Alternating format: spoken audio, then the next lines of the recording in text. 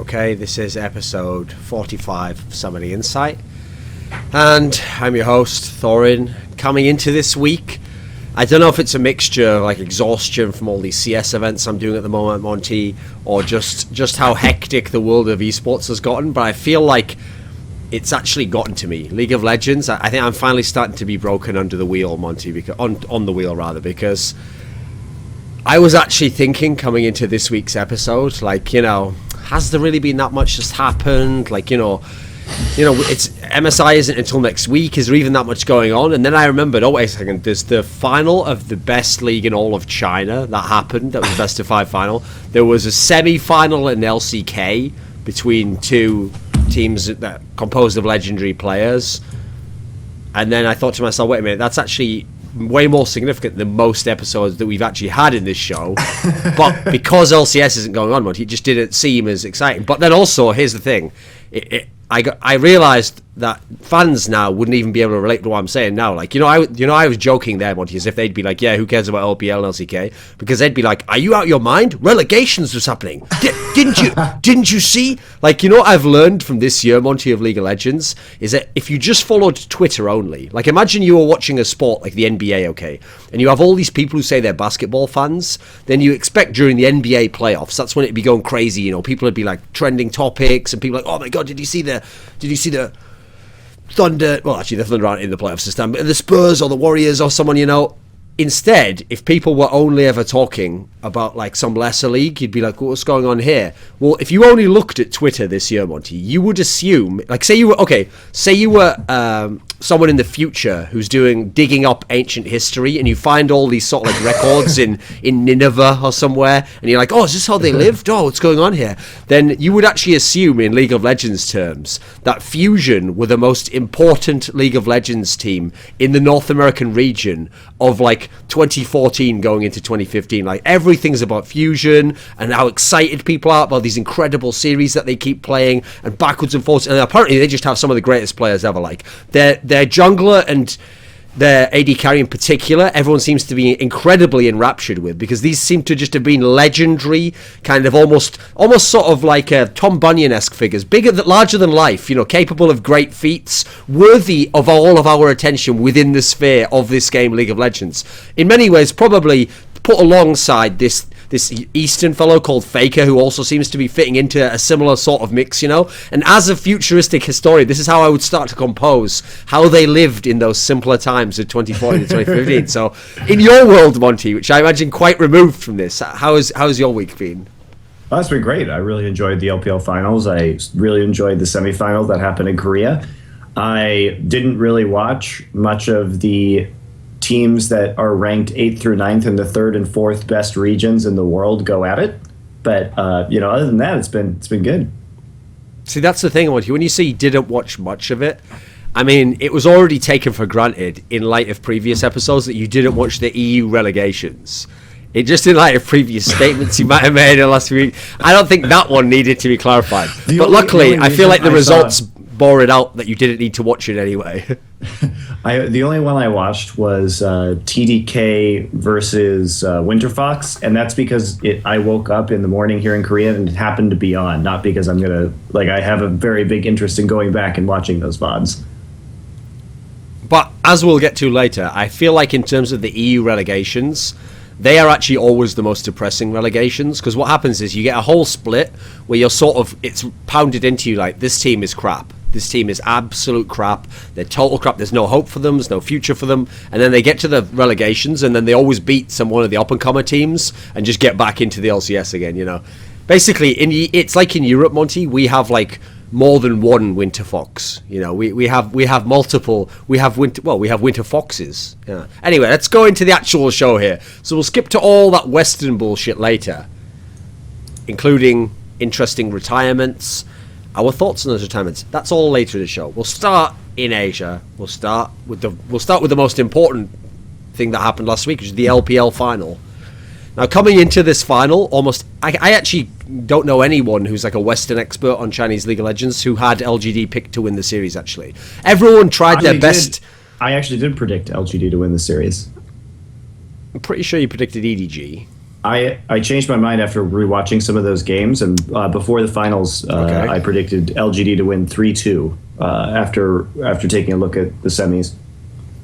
Okay, on what reasons then? Because that was not mentioned on this show, so update us. Yeah, it was not. It was not mentioned on the show. Maybe again, Monty. Here's my problem. I've been away for a week. Like I've been away for a few days.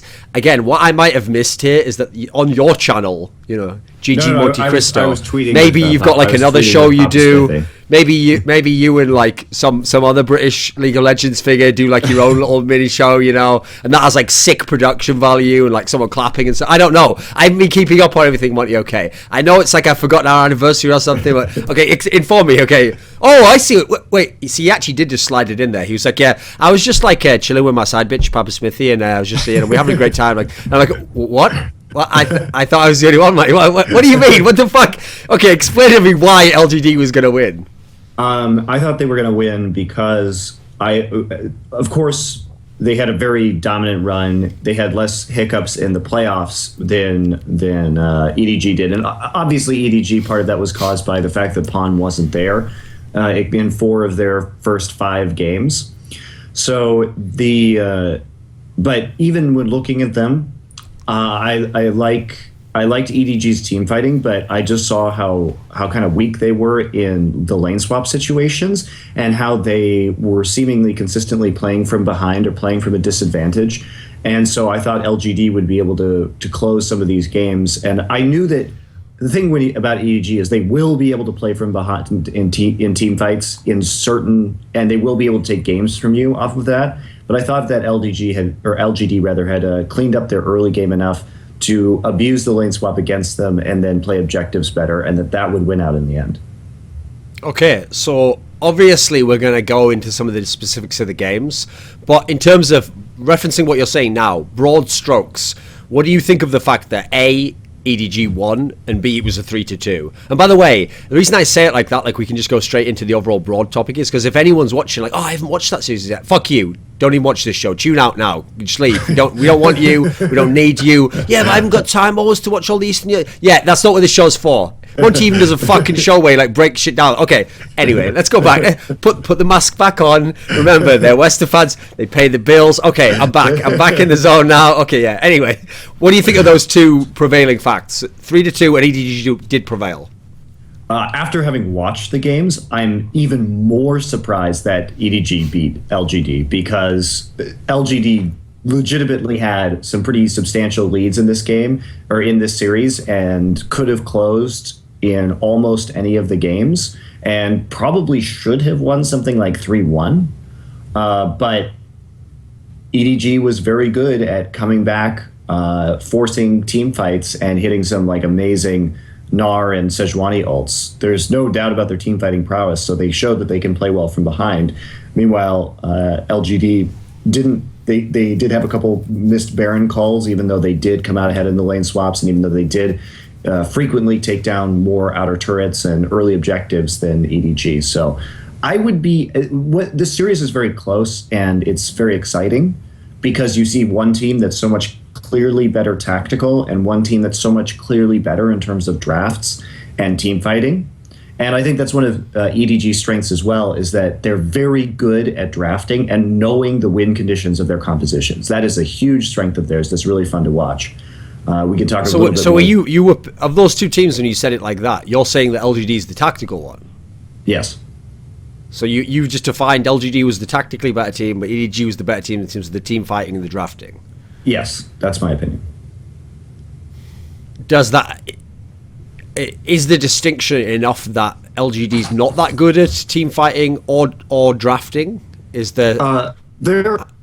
They're okay at both of them. I wouldn't say they're bad at either of them, but I think they did get outmaneuvered in terms of the team fighting, and I think they did get outmaneuvered in terms of the drafting. If we look at, pull up the game real quick. The 5th game where Pawn was camped on TF, and it looks really bad. The thing is that even though EDG falls behind, and yes, it took like a Baron steal from Clear Love and an inopportune Baron from LGD that got stolen and then got them killed a bunch, and then the pentakill at the end and everything for LGD to lose the game. But even so, if you just look at the compositions, because over the course of this series, because Deft is so good at playing Jinx, Jinx became really high priority and was taken in the first round of the draft on either blue, usually on red side most of the time. And so Imp was taking it, even though Imp obviously is more famous this season for champions like Kalista, which was banned over the course of this series, but they're trying to take it away from Deft mostly. And in this series, it was very interesting because the TF was a good pick for the team fighting to lock down the immobile Jinx. They had Sivir, TF, and Hecarim to try and really abuse the Jinx pick and the immobility, and they play it out really well, even though Pawn dies a couple of times. There's some really nice dives from LGD in the mid lane early in the game. So even when they're behind, they have a very clear idea about how to come back, and they give themselves the tools to be able to deal with the biggest carry threat on LGD, which is Imp. So, I mean, I thought it was a good draft. I know I referenced this on Incoming Aggression. I think I also said it. I think I might have said it on the last episode of Summoning Insight as well. But when I had to pick out who I thought the X factor would be in this series that would like win it for EDG, I'd actually picked Pawn, because I said, okay, when I looked at all the other positions, in theory, if Pawn played at kind of max, I know the word potential is ruined now, but potential in the terms of we actually have seen this stuff before done by him in games, you know. When he plays at his max level, I thought he could be enough of a difference maker against Wayless that, you know, that could be like a significant advantage for them. But I actually feel like this series here is just perfect for the career of Pawn, Monte, and how people think of him in history, because at his peak level, when he does what he's capable of, he is so incredible. You want to be like, wow, he is a faker, he is a Dade, and he's on that level where he should be like a top 10, top 5 player of all time. But actually in this series, I thought it was a bit underwhelming. What did you think? I think he did have some issues kind of getting camped. So there's that factor, I believe, to consider as well, where he frequently found himself behind in the laning phase, particularly in game 3 as well on Kassadin. He had some issues. But yeah, I think he wasn't spectacular over the course of the series, at least in the laning phase. But he did pull it together a lot of the time in the team fighting. His team fighting follow-up was quite good, I feel. See, you say that, Monte. You say that he was camped, but again, you know, just to fire a couple of the old shots out there. This is the biggest series of the year so far, remember, for LPL. If you actually talk to our beloved friends over at China Talk, they will tell you that if you play against EDG, you know, you can't do anything. You can't gank anyone, because if you go into their jungle, if you go into the jungle at all, you try to set up a gank, you try to set up an attack on someone, there's 3 people there at all times. You know, the support's in there, the top player's in there, the jungler's in there. They just work as this 3-man unit, and they will just always get you and kill you. So how could Pawn have been camped? How could it have happened? I think LGD was. Oh, and remember, LGD is supposed to have one of the worst junglers in all LPL. So was there something different in this series? Well, TBQ, I think, has been a beneficiary of the tank meta. I agree with that point. I mean, obviously, earlier in the season, his more skirmish-oriented junglers were not fantastic. But in this series, I think that the better play out of the lane swap allowed them to dive Pawn early. And they did set up the dives really well, going in between the first and second turret a lot of the time to make sure that he has no escape route, abusing the fact that he was picking these relatively immobile mid laners pre-6 like Kassadin, like TF. So I think they had a very good plan about how to gank the mid lane during the lane swap, and they executed it well. On the other hand, people have this season especially, but a bit last year, Wayless is someone who's had quite a lot of hype around him, you know, as a player. Actually, again, talking about the China Talk people, I think if they had to, I obviously have to speak for them because they're not here, but I think if they had to pick someone who, like, if we were going to do like a top 20 of all time list, and you know, like I did that thing last week, Monty, where I said like Bjergsen's one of the names where he'd like be a contender to get onto a top 20 list in the future, they'd probably put someone like Wayless forwards because at times he can be quite spectacular. What did you actually think he was like for LGD? I thought Wayless was quite good. I think it is important to mention that he played Orianna in both the games that LGD won. And this is clearly his signature champion. And he did well even in game 3 to get ahead in lane, but unfortunately LGD made some pretty big mistakes in that game to allow EDG to come back. But other than his Orianna, I guess I wasn't quite as impressed. And it's not like he had a lot of bans against him. There were some Kassadin bans over the course of the series, but that was that was pretty much it. We're casting bans when Pawn couldn't get it. See, Monte, I've always felt like you were someone who... this is why I think you got drawn into that Name trap with me, Monte, where we saw his regular season play last year, and we were like, not only is this awesome, but this is a guy playing the AD carry the right way. He's playing League of Legends the right way. He's playing this team-based style, this macro style. You don't just take those bullshit fights early on that are like 51-49 to you and then brute force them and try and win that way. You play the right way. You play the intelligent way. You use picks that make sense. Hey, you use team fighting picks, AoE picks. This is all beautiful stuff if you're someone who hates fun like we do and just likes to see the right way played, okay? So I feel like, in a way, what people might overlook in this series is that I'm pretty sure Monte, like myself, loves seeing the region of AD carries, China, the region of aggressive, bully AD carries, won by a guy who in 2 games just dumpstered on Sivir, the most hated AD carry pick for anyone who actually considers himself a good AD carry. What did you think of this? Those are 2 of the big games he did work on. I love Sivir. Sivir does so much for team compositions. It's such an interesting champion to play around as a team. And I think that Deft was really very good on Sivir. Like, great aggressive flashes forward, good positioning despite Sivir's short range. He did really a ton of work on the champion. I thought he was great. You know, the whole kind of stereotype that Sivir has, and part of the reason why some of the really good AD carries, especially Westerners, hate it, is because they have the notion that if you play Sivir, you actually you're going to become like another support on the map. You're just getting assists, and then some fucker like in mid lane stealing all the kills. Deft was actually getting all the kills as well. What do you think of him overall? Because that was another thing people wanted to see. Let's see how Deft and Impar, without their other Korean teammates and without all the other stuff we used to have last year, how do you think the two matched up in that sense? Because obviously very different stylistically. Yeah, they are very different stylistically, and I think it's interesting that they chose to play Imp around Deft's champion, specifically that Jinx. Again, Jinx became weirdly high priority in this series just because of the mind games and the fact they were trying to keep Jinx out of Deft's hands so he couldn't hard carry the games late. Unfortunately, he was still able to carry the hard carry the games late on Sivir. But I guess I'm a little bit sad because I don't like Imp's Jinx as much. Like, obviously I said earlier that his Callista I think is much more interesting. I think Sivir is better for LGD's playstyle because they can snowball off of early leads with Sivir. Also I wanted to say it's interesting that we had 2 Sivir players, Bang and Deft, having compositions entirely based around them or hard carrying with this champion when there is that stigma sometimes that you mentioned earlier among Western Sivir players. Before this series, yeah. It's just like Bang, SK Telecom in Game 3 of the Champions Semi-final built entirely around the Sivir. Okay, we'll get to that. So, going into this series, Monte, because one of the problems is, as people do their...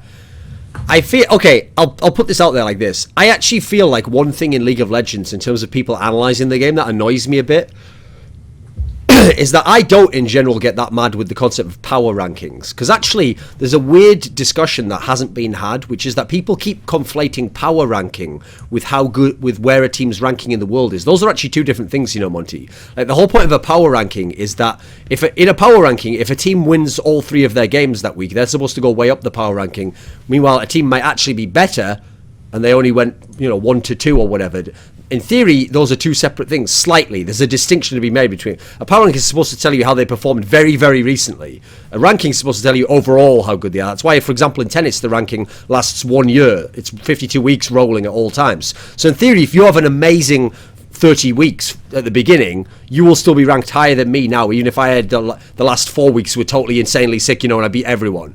So the reason why I make that distinction is because I feel like in League of Legends, the fact that there's so few games and that the season's so drawn out before you get to the playoffs mean that people keep conflating who's doing really well in terms of form and who's actually better as a player. I'm talking just in terms of player judgments here.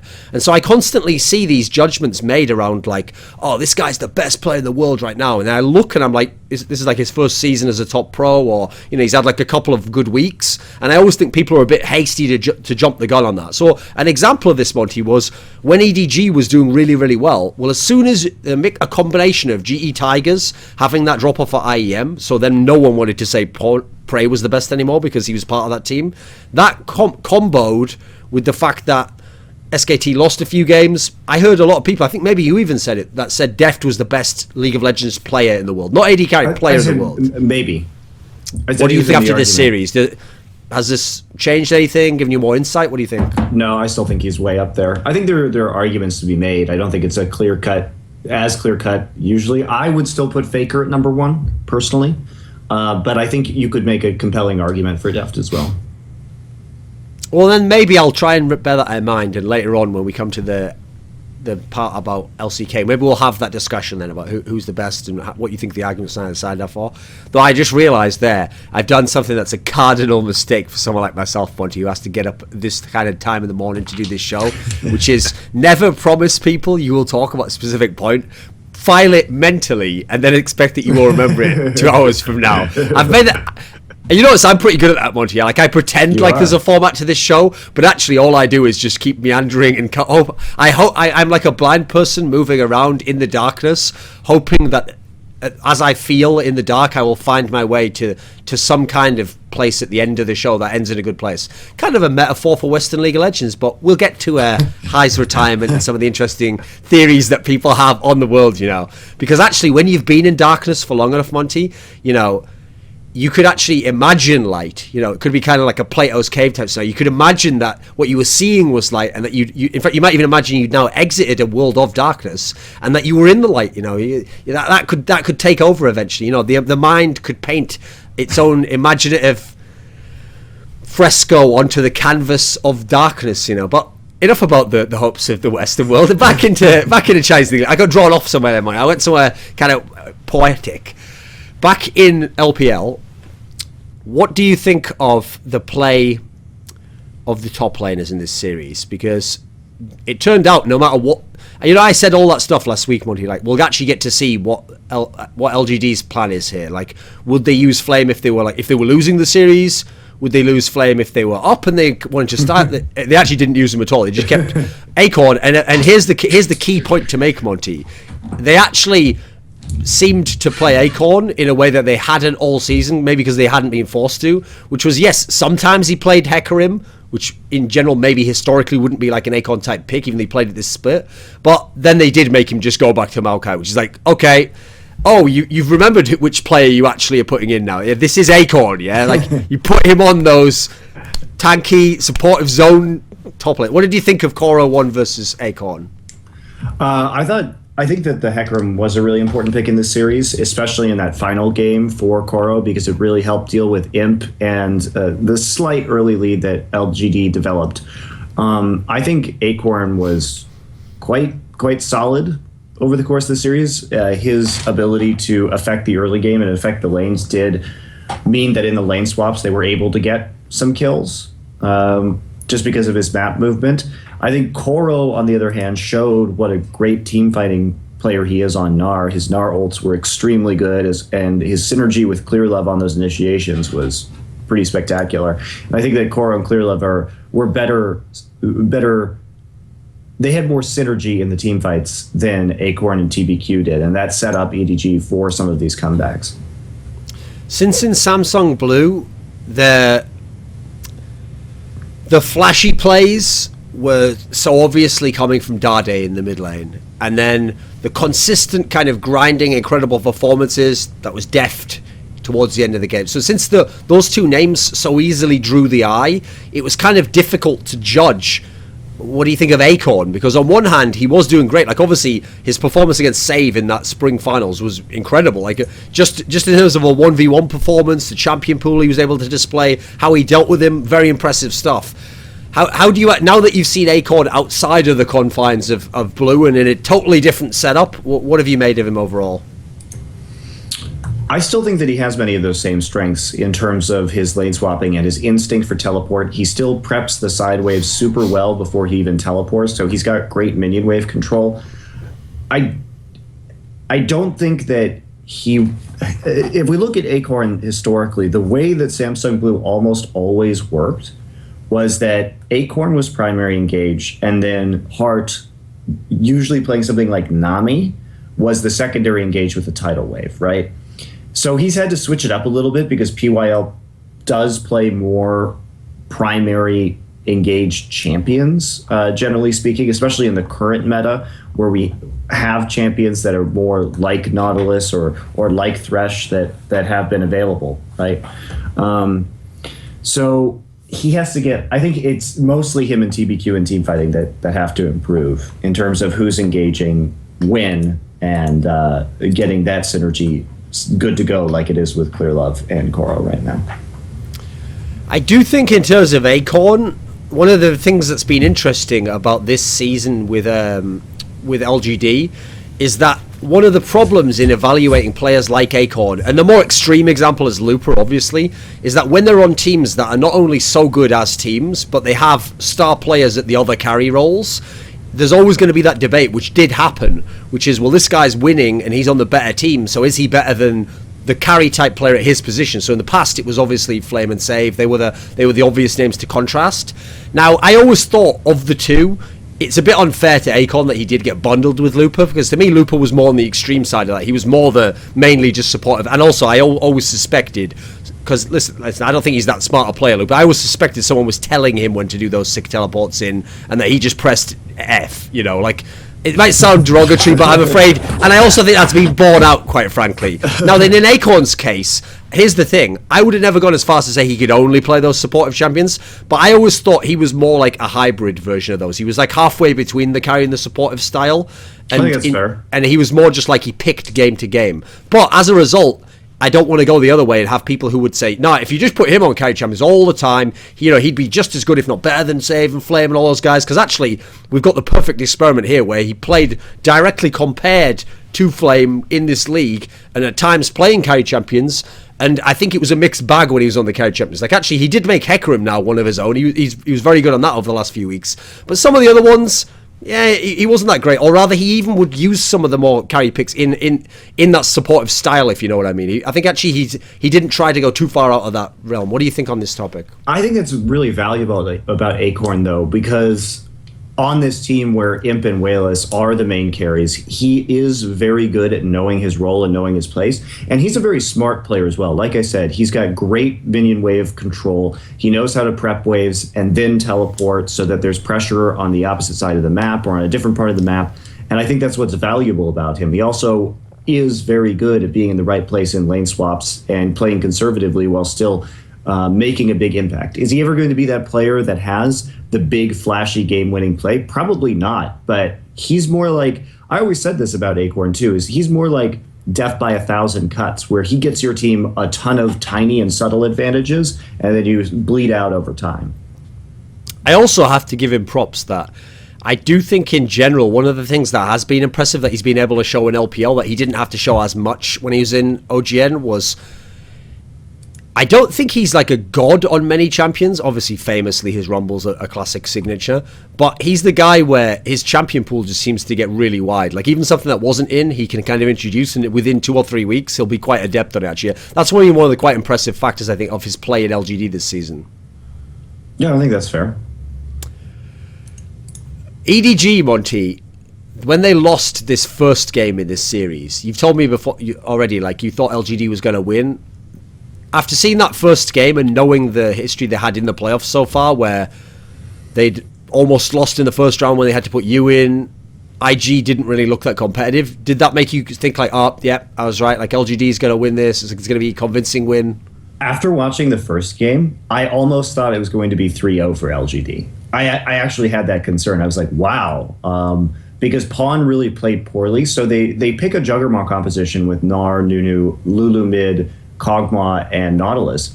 And Pawn is not at all peeling for deft. I mean, seriously, EDG has no idea. I know earlier in the show I said EDG is very good at playing out their team comps, and I have no problem with this team comp. Obviously, you have the Juggernaut with the Lulu mid, which isn't my favorite, but it is balanced out a little bit by the Nunu, so the Kog'Maw can carry a little bit harder.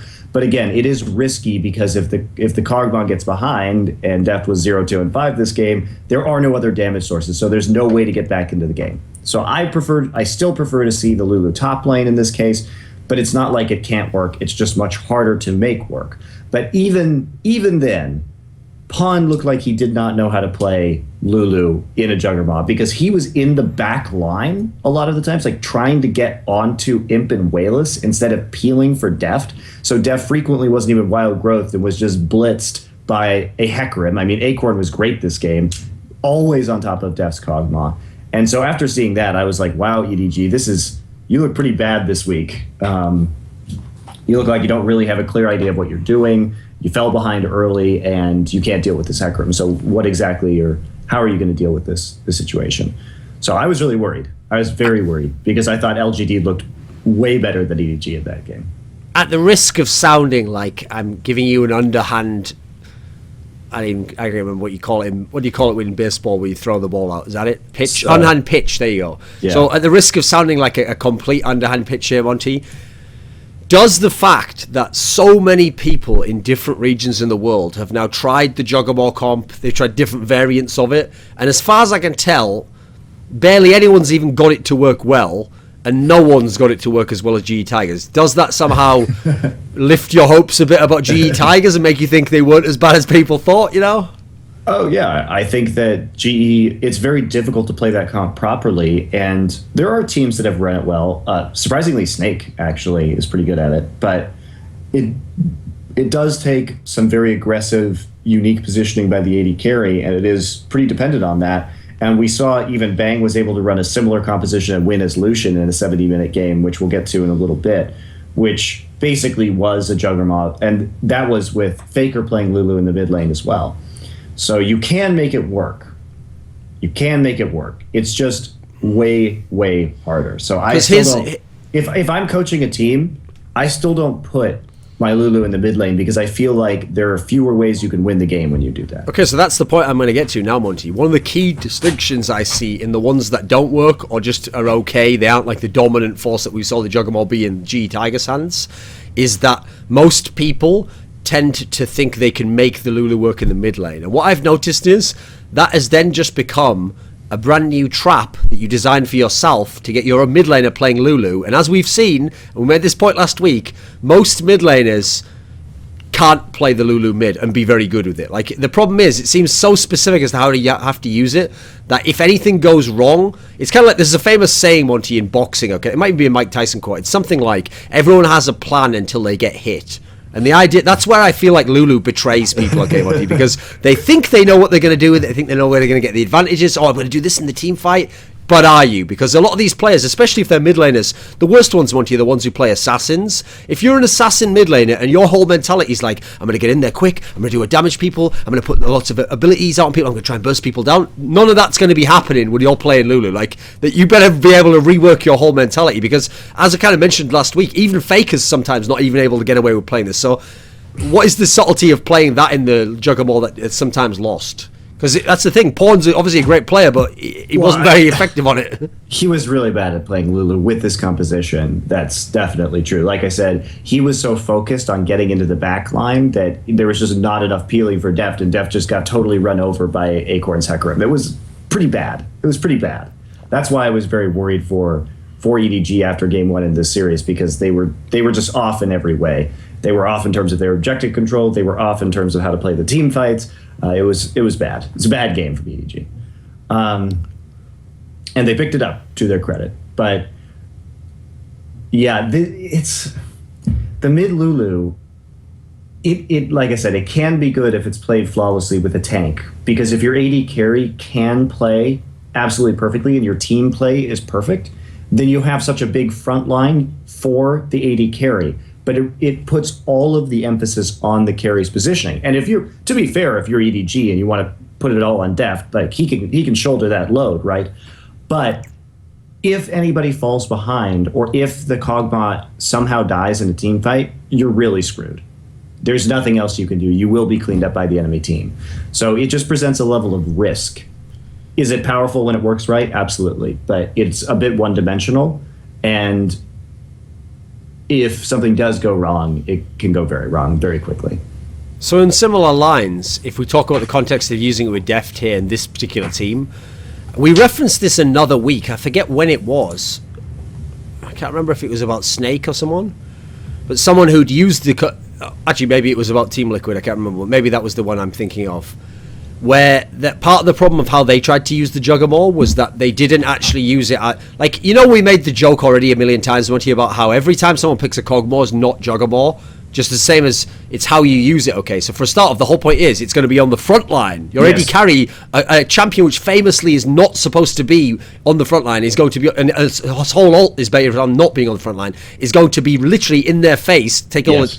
Now, the problem with some of the players is they would use the comp, but then they would be using the old school Kog'Maw mentality of, like, I'm supposed to stay on the outside and just do damage and auto attack. Like, that's not what you're supposed to be doing in this scenario. So, using Deft for a Juggermaw, what do you actually think of that conceptually? Because, I mean, he's someone who you think more of as more of an outside in AD carry. I think that was fair in previous seasons. I think what we've seen from Deft over this season is him getting significantly more aggressive in terms of his positioning, and that was really shown in some of his Sivir games in this series in particular, where he will just flash on top of Imp and try and kill him, and then clean up the fight that way. So I think that Deft has gotten more confident in pushing his limits with even short-range AD carries to maximize damage or to make a big impact in the team fight. So I think he's fine for running the Kog'Maw in Juggernaut. It's just his team doesn't know how to play around it. You know, the mad thing to me, Monty, is that LGD don't run it. To me, they're the team that would be ideal. Listen, dude, we all know Imp knows how to play Kog'Maw from last year. He loves to go constantly ham in your face all the time team fight. You just get other people to put fucking shields in. That's like his dream, man. Yeah, I mean, you definitely could run it, I think, with their team. How would you define, like, how did, let me think. I think it was game 4 that LGD won. Let me think. Yeah, EDG was up 2-1. Then game 4 was the one where Wales was like pretty ham on Orianna. Yes.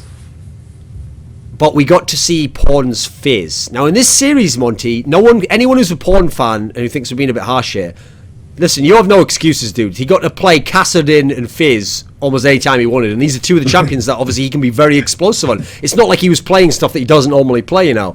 What did you actually think of Pawn's Fizz? Because you said last week, after the semi-final, that you think he only picked it to kind of like style on the opponent and just fuck with them and...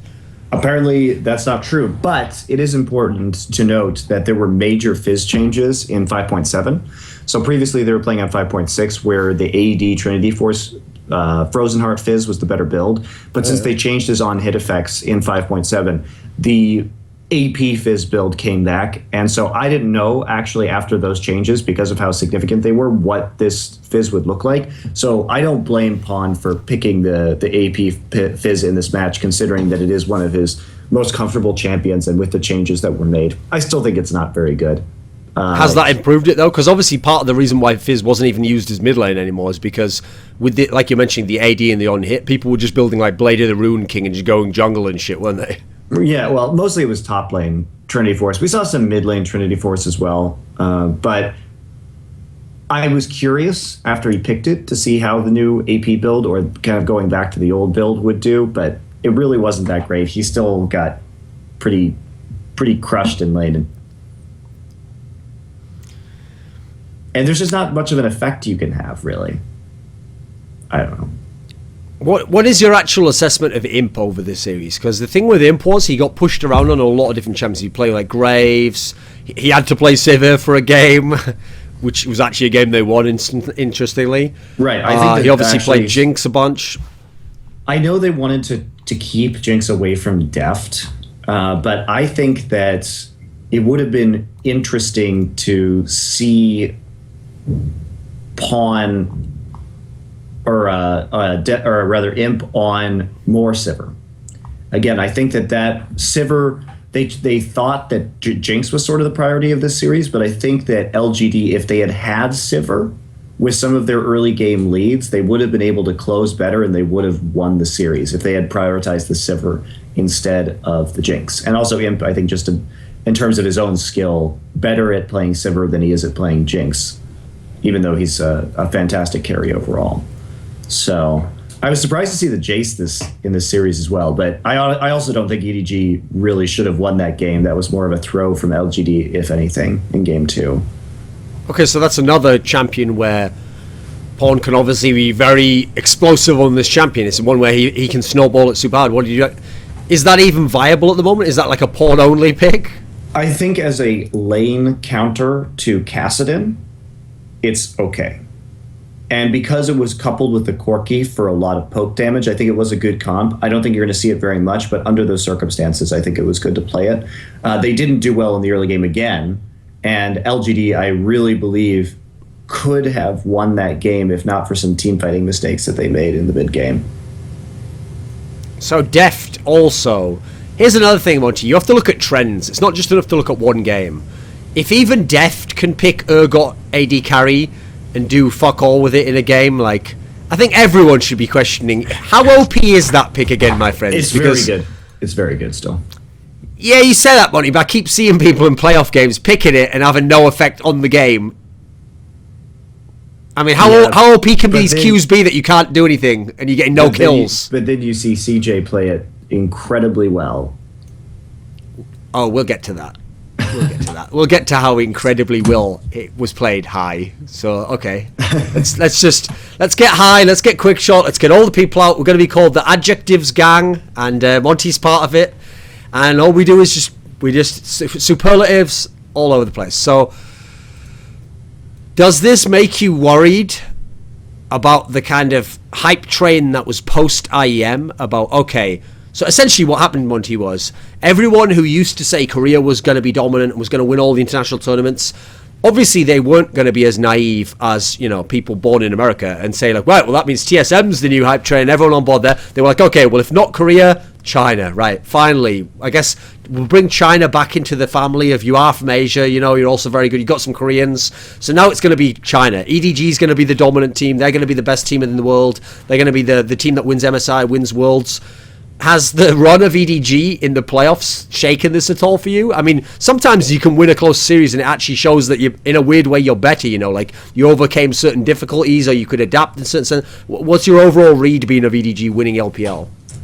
I think that they have some pretty big weaknesses that were shown by LGD. I think that both LGD and EDG showed some really awesome strengths as well as some pretty huge flaws in this series.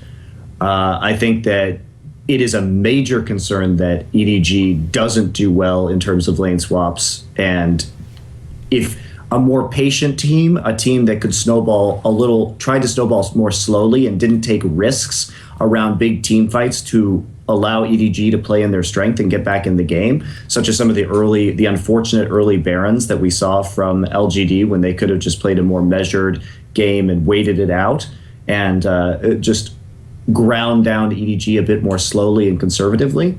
That's still a major concern for EDG. Now, their team fighting is excellent. I think their draft has been pretty good overall, but you got to clean up that early game, or a more conservative team that plays a low risk style will punish you.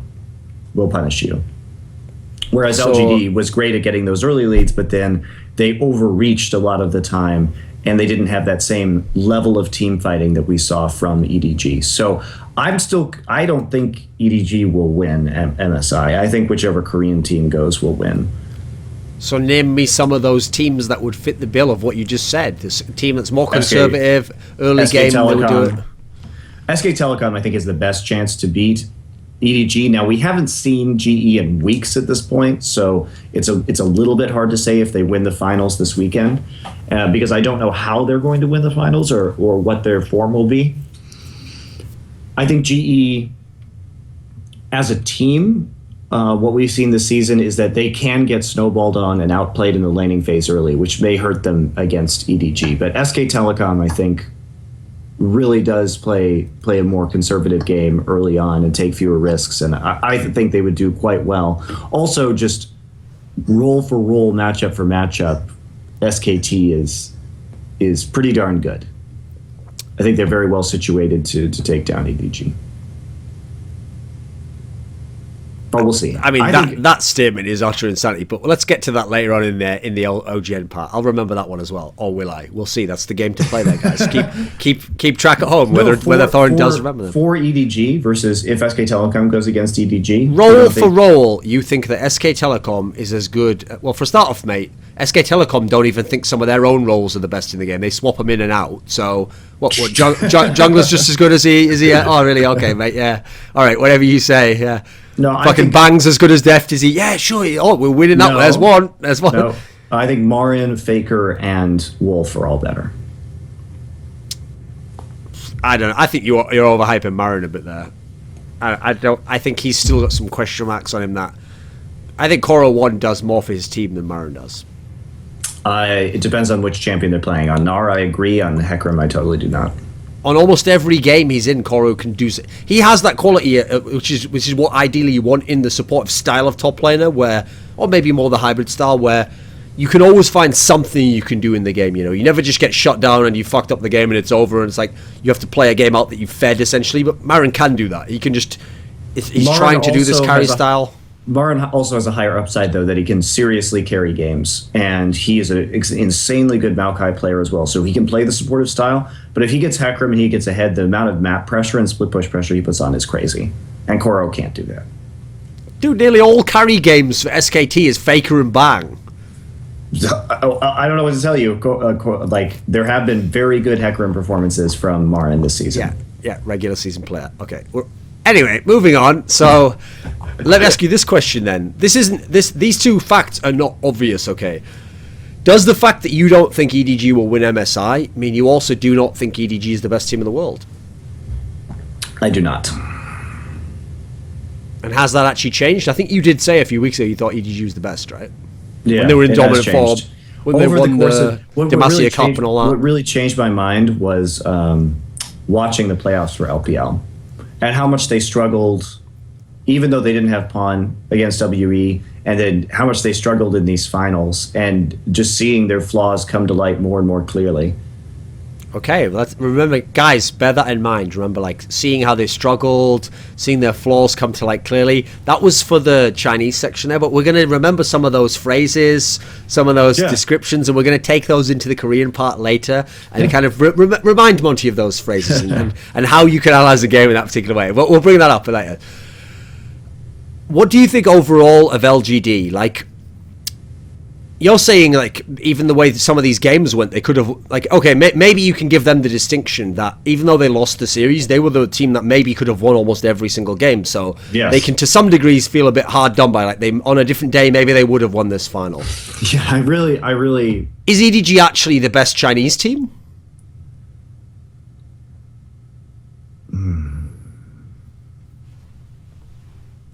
I think this is where my bias for objective-based play comes in, because I don't think that EDG should have been able to come back from these situations, and I think LGD, in their cleaner early game, if they hadn't made, again, some of these early Baron calls or more risky mid-game calls, but that's part of the reason why they lost, and you can't count out EDG because they do have that really, really great ability to team fight from behind.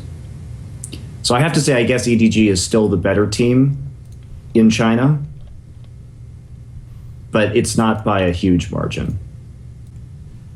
Actually, I just thought something. Since the Chinese season's just ended for now, is it an obvious pick to give? Like, if we had our own fictional awards just for this split, would the obvious pick for MVP be Deft? Is there anyone else who's actually in the running for that? MVP of LPL? No, I don't think so. Seems a bit obvious, doesn't it? Yeah. Because I'm trying to think who else is even in there. I mean, if LGD had won, I guess Wayless would have been a contender. But even then, I think you probably still would have had to give it a Deft just for the season as well, you know, as well as the playoffs, you know. Yeah, I think Deft has been fantastic this season. I don't think there's really another choice. Plus, I'm also a fan, Monte, of actually, just in terms of sports terms, I actually am a fan of having like a regular season MVP, and then I actually, in the NBA, in some of those leagues, that like the NBA does it just for the finals as well. They have the two separate MVPs, but I actually prefer the hockey style where you have an MVP for the playoffs as well, and then you have an MVP of the season. And I know as a Broncos fan, you also are a huge fan of MVPs just for the regular season, you know. Let's not... Listen, don't bring a person's greatness down based on what happens in the play. Okay, anyway, right. The jokes, okay. So, who would... Now I'm sad. Yeah, well, you know, that happens sometimes. Listen, last week I had to talk about TSM winning and all that shit, so... do you think that in LPL, did the Cinderhulk and the tank meta, did that have any effect, do you think, on EDG's performance? Because part of their dominance did seem to drop off in almost coinciding with that, you know? I think that's true, but in a certain sense, it's weird to talk about Clearlove like that because he did have such an outstanding season performance on Lee Sin. And he seemed to be developing more and playing for more of that skirmish style as opposed to just his farm first style. And you would think that his farm first style would be benefited by going back to the jungle, right? But really, his Sejuani team fighting is insanely good. Really, really good. And that's part of why EDG was able to come back in a lot of those games were just the Sejuani ults he was hitting. So I think it may have taken some time to adjust, but they certainly still have quite a bit of power in this current meta. So I would just say it's different. It's a little bit different. Obviously, the early game pressure isn't as much there, but man, did their team fighting look pretty darn good. Okay, let's go into LCK then. So it was people will call it the semi-final. The problem with this system is that it doesn't really make sense to call things quarter and semi-final because it's not really like there isn't two, so it can't be semi-final. But okay, it was the penultimate round of the playoffs, Monte. CJ was playing against SKT. Now, if we went back in time a month into the past, Monte would be like 3-0, SKT, best team in the world. See, to that, I kind of tried to do like you on an analyst desk there, like SKT all the way, like that sort of thing, you know. But now coming into it, you were a bit. I noticed as it got closer, as like much like your future wedding, as the days got closer, you know, you got a bit more hesitant, like, am I making the right decisions here? Like, you know, a whole life rests on what I say here. You got a little bit more cagey, you know. CJ started to grow, and you start to find stats like, they both haven't lost since the Cinderhulk patch came in. Like, okay, Monty, yeah, where you getting at here? So your beloved Jin Air fell by the wayside, put into a dumpster, I believe, by Coco and Ambition, you know. Turned out no one did like GBM.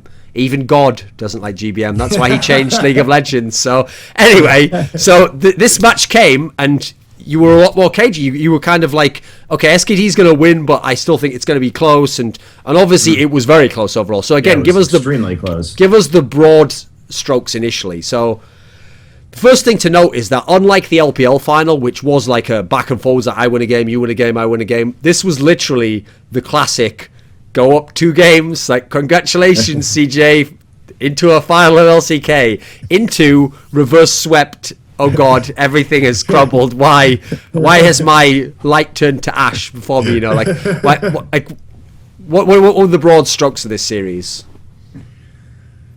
Well, obviously it started out with SK Telecom running Tom and EasyHoon and that not working. I wasn't too terribly large of a fan of the compositions in games 1 and 2 ran by SK Telecom as opposed to the draft from CJ Entus I thought was quite good. And Tom really was bad, but very bad in the first 2 games. Let's just stop right there. Let's just analyze that. Listen, no bias allowed here, Monty. I know this sounds kind of harsh, okay, because no matter how well EasyHoon does in his life, I will go as extreme as to say this, Monty. Even if EasyHoon had played game 1 here, had played something like Vlad, whatever, even if he'd have had a really solid game and he'd gone like 5-2-4 and they'd have lost the game, but he'd have had a really good performance, you know what I would have said, Monty? Why was EasyHoon in the game? Even if he'd played and had a performance of like 6-2-5 on the same chat and they'd won, you know what I would have said, Monty? Yeah, but why is he in the game though? So let's just address that. Don't you think it's fucked up that EasyHoon was even in this game, Monty? Yes. Like, I would just love to get inside Cobra's brain and be like, what are you doing right now? There's no way that EasyHoon plays. I was like shocked. At this point, everyone can make the memes, because I would just love to sit down with Como after the game one and be like, "You think this is a motherfucking game? Like, you know what's on the line here, buddy? Like, if you lose this shit, you're out. And not only that, you're not only out, but fucking Ambition Jungler is going into the final, possibly to represent Korea. What the fuck are you doing right now? Like, you're about to blow the whole fucking thing.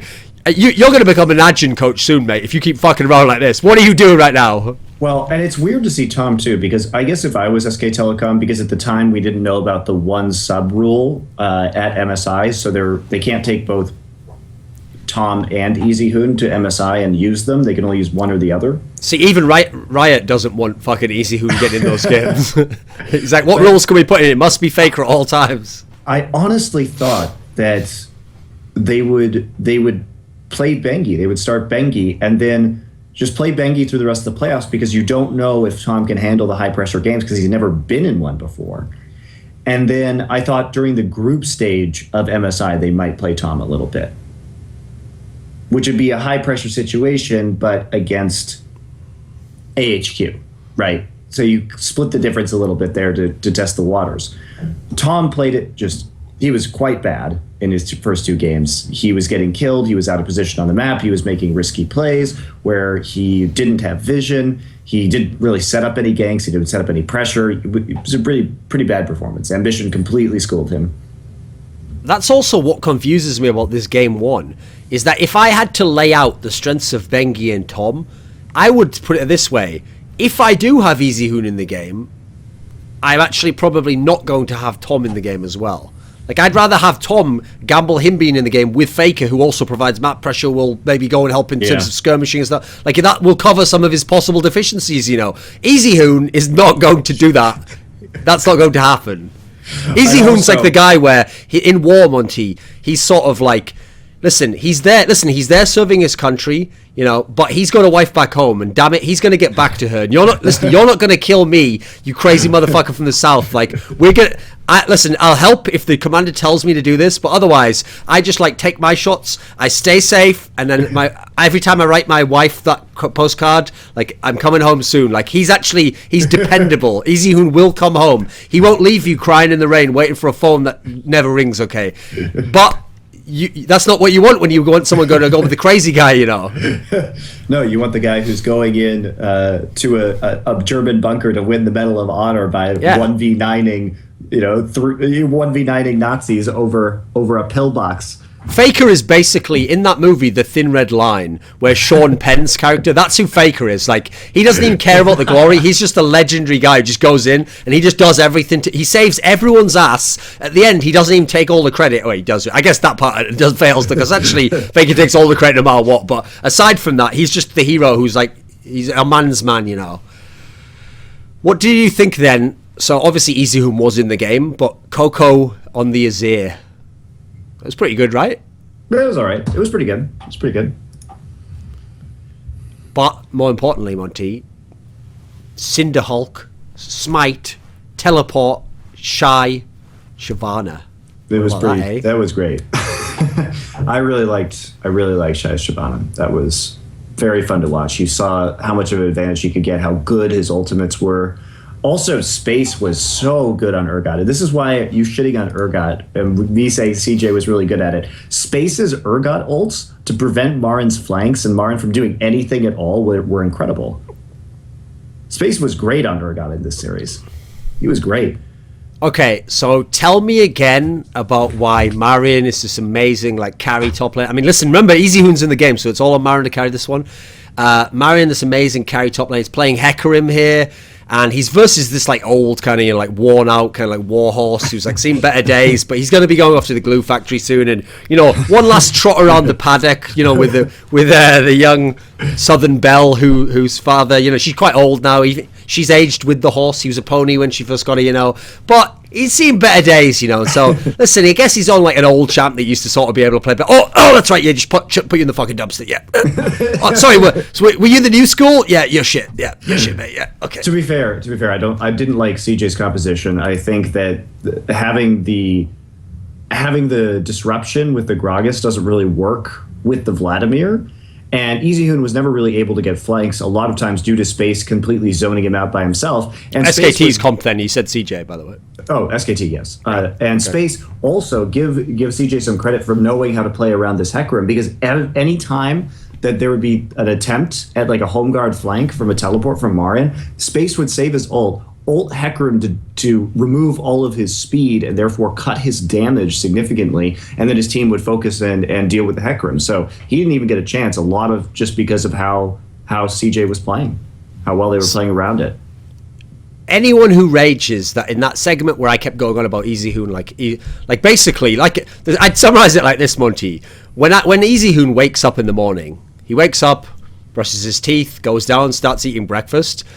If I'm watching that scene, I would literally then just be like, "Can I see Faker, please? Why is EasyHoon eating breakfast? Can I see Faker eat breakfast?" Like, I don't care if EasyHoon lives or dies, Monte. I don't want to ever know about him for the rest of life. He's a good player, but as long as he has an SKT uniform on, I don't want him to exist, basically.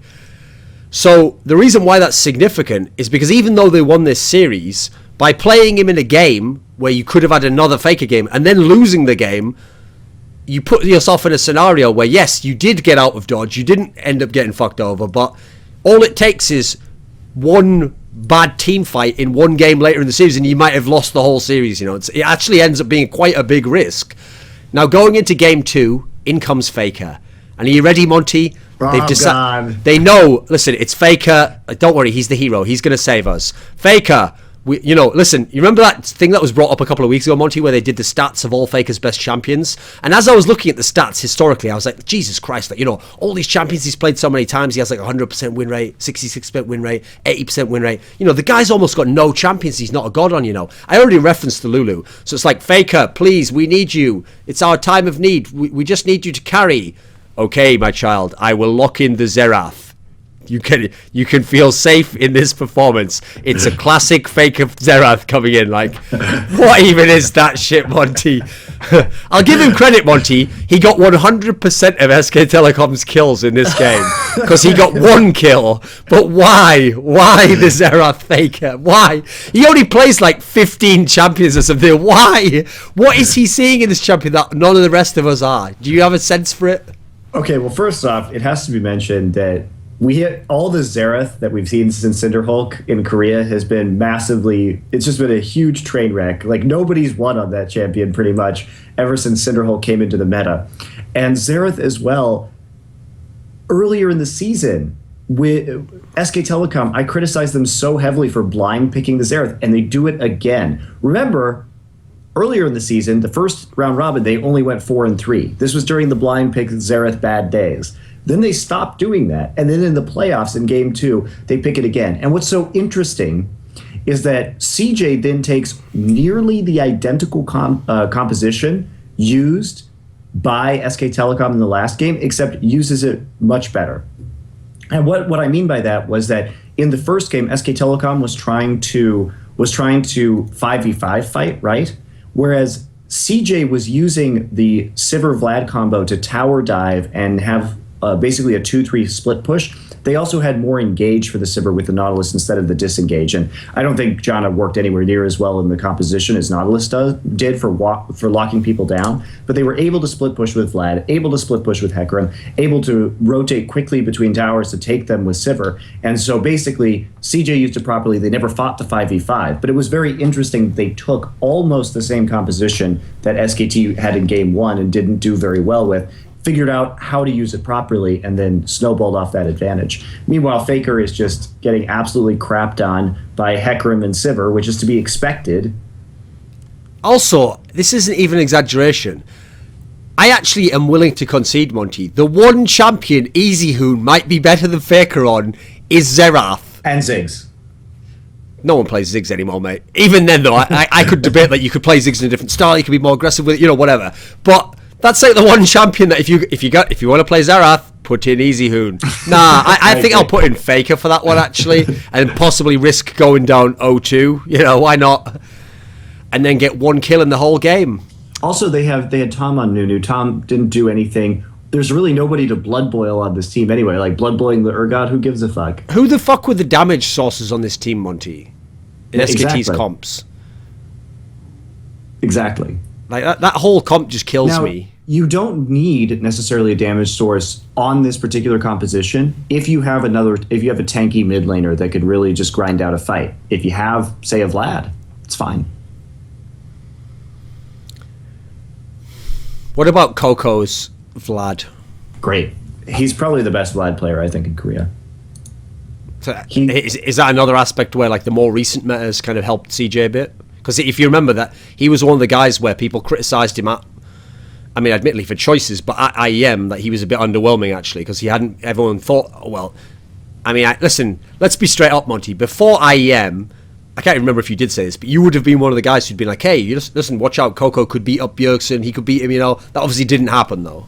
I was actually worried about Coco because he was only playing a couple champions. What's interesting about Coco is he played 15 different champions this season, but most of them came after IEM, because pre-IEM he was not playing much. He was pretty much just playing Victor and Ezreal, and his champion pool didn't look very big, and only after IEM did he play Ahri, TF, Vlad, Cho'Gath, Ryze, Ziggs. These are all champions that he picked up post-IEM, so they started to build composition more around the depth of his champion pool.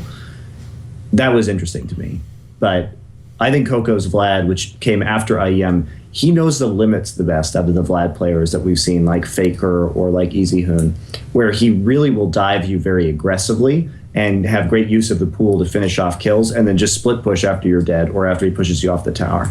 So I really like watching Coco play Vlad, and he did it very well here. And this was the last game we got to see Tom experiment played out again. Wasn't really a great series for him. What do you think went wrong?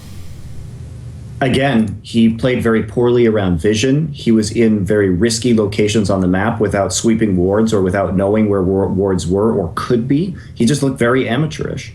And Ambition has been getting better and better and better, particularly in terms of counter jungling and from playing aggressively and putting pressure on the enemy jungler. And Tom just he didn't do anything. He just didn't do anything this whole series.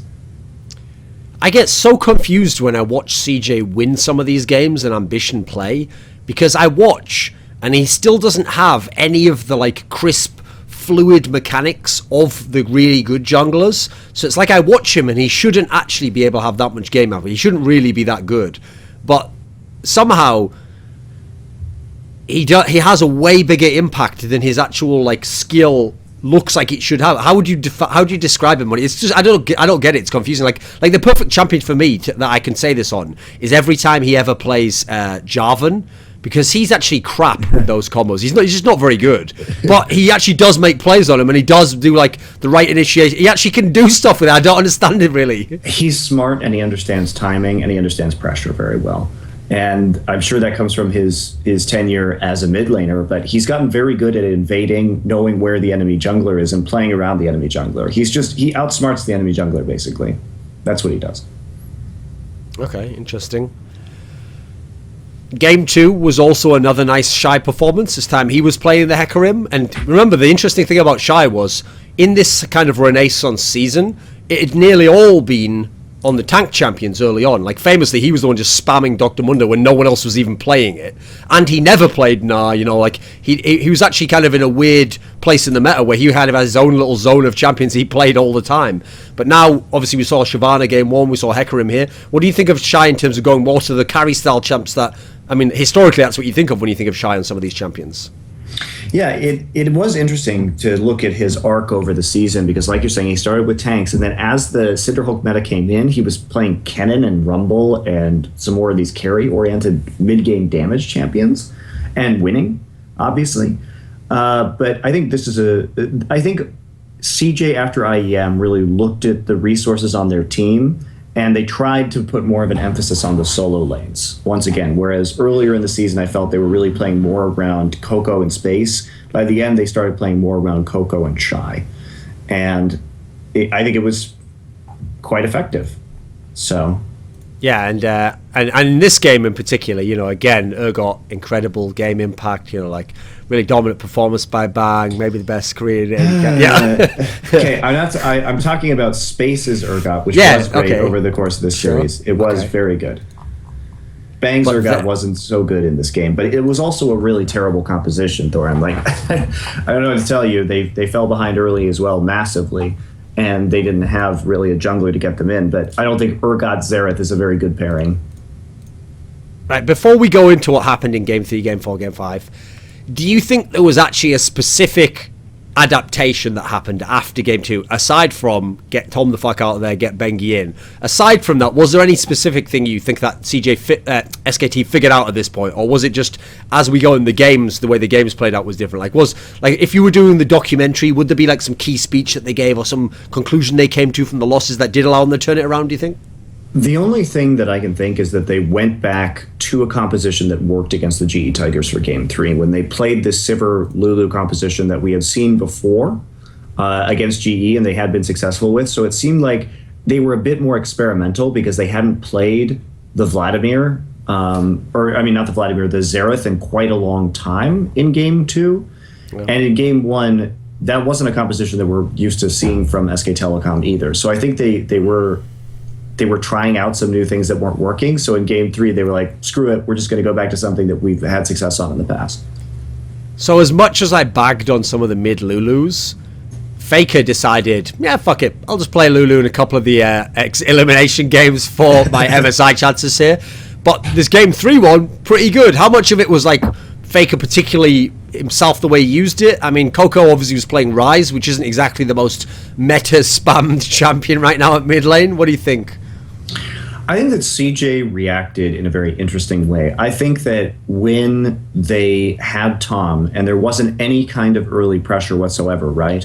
They went into Game 3 thinking, wow, Ambition's been totally out jungling them. We can just pick these big scaling champions that require a ton of resources. We're going to take Hecarim, we're going to take Ryze, we're going to take Jinx. If you don't put early pressure on us and you don't get a big lead, we will outscale you. And I think that's actually quite logical from CJ's perspective, given how the other games were going, right? They look at Tom, they're like, well, he hasn't done anything. Ambition's been dominating him. Let's just go really hard into the late game. New as well. I mean, this is ridiculous. If they get into the late game, it's over, right? And so what SK Telecom does is they pick a team composition that is pretty all in the early and mid game.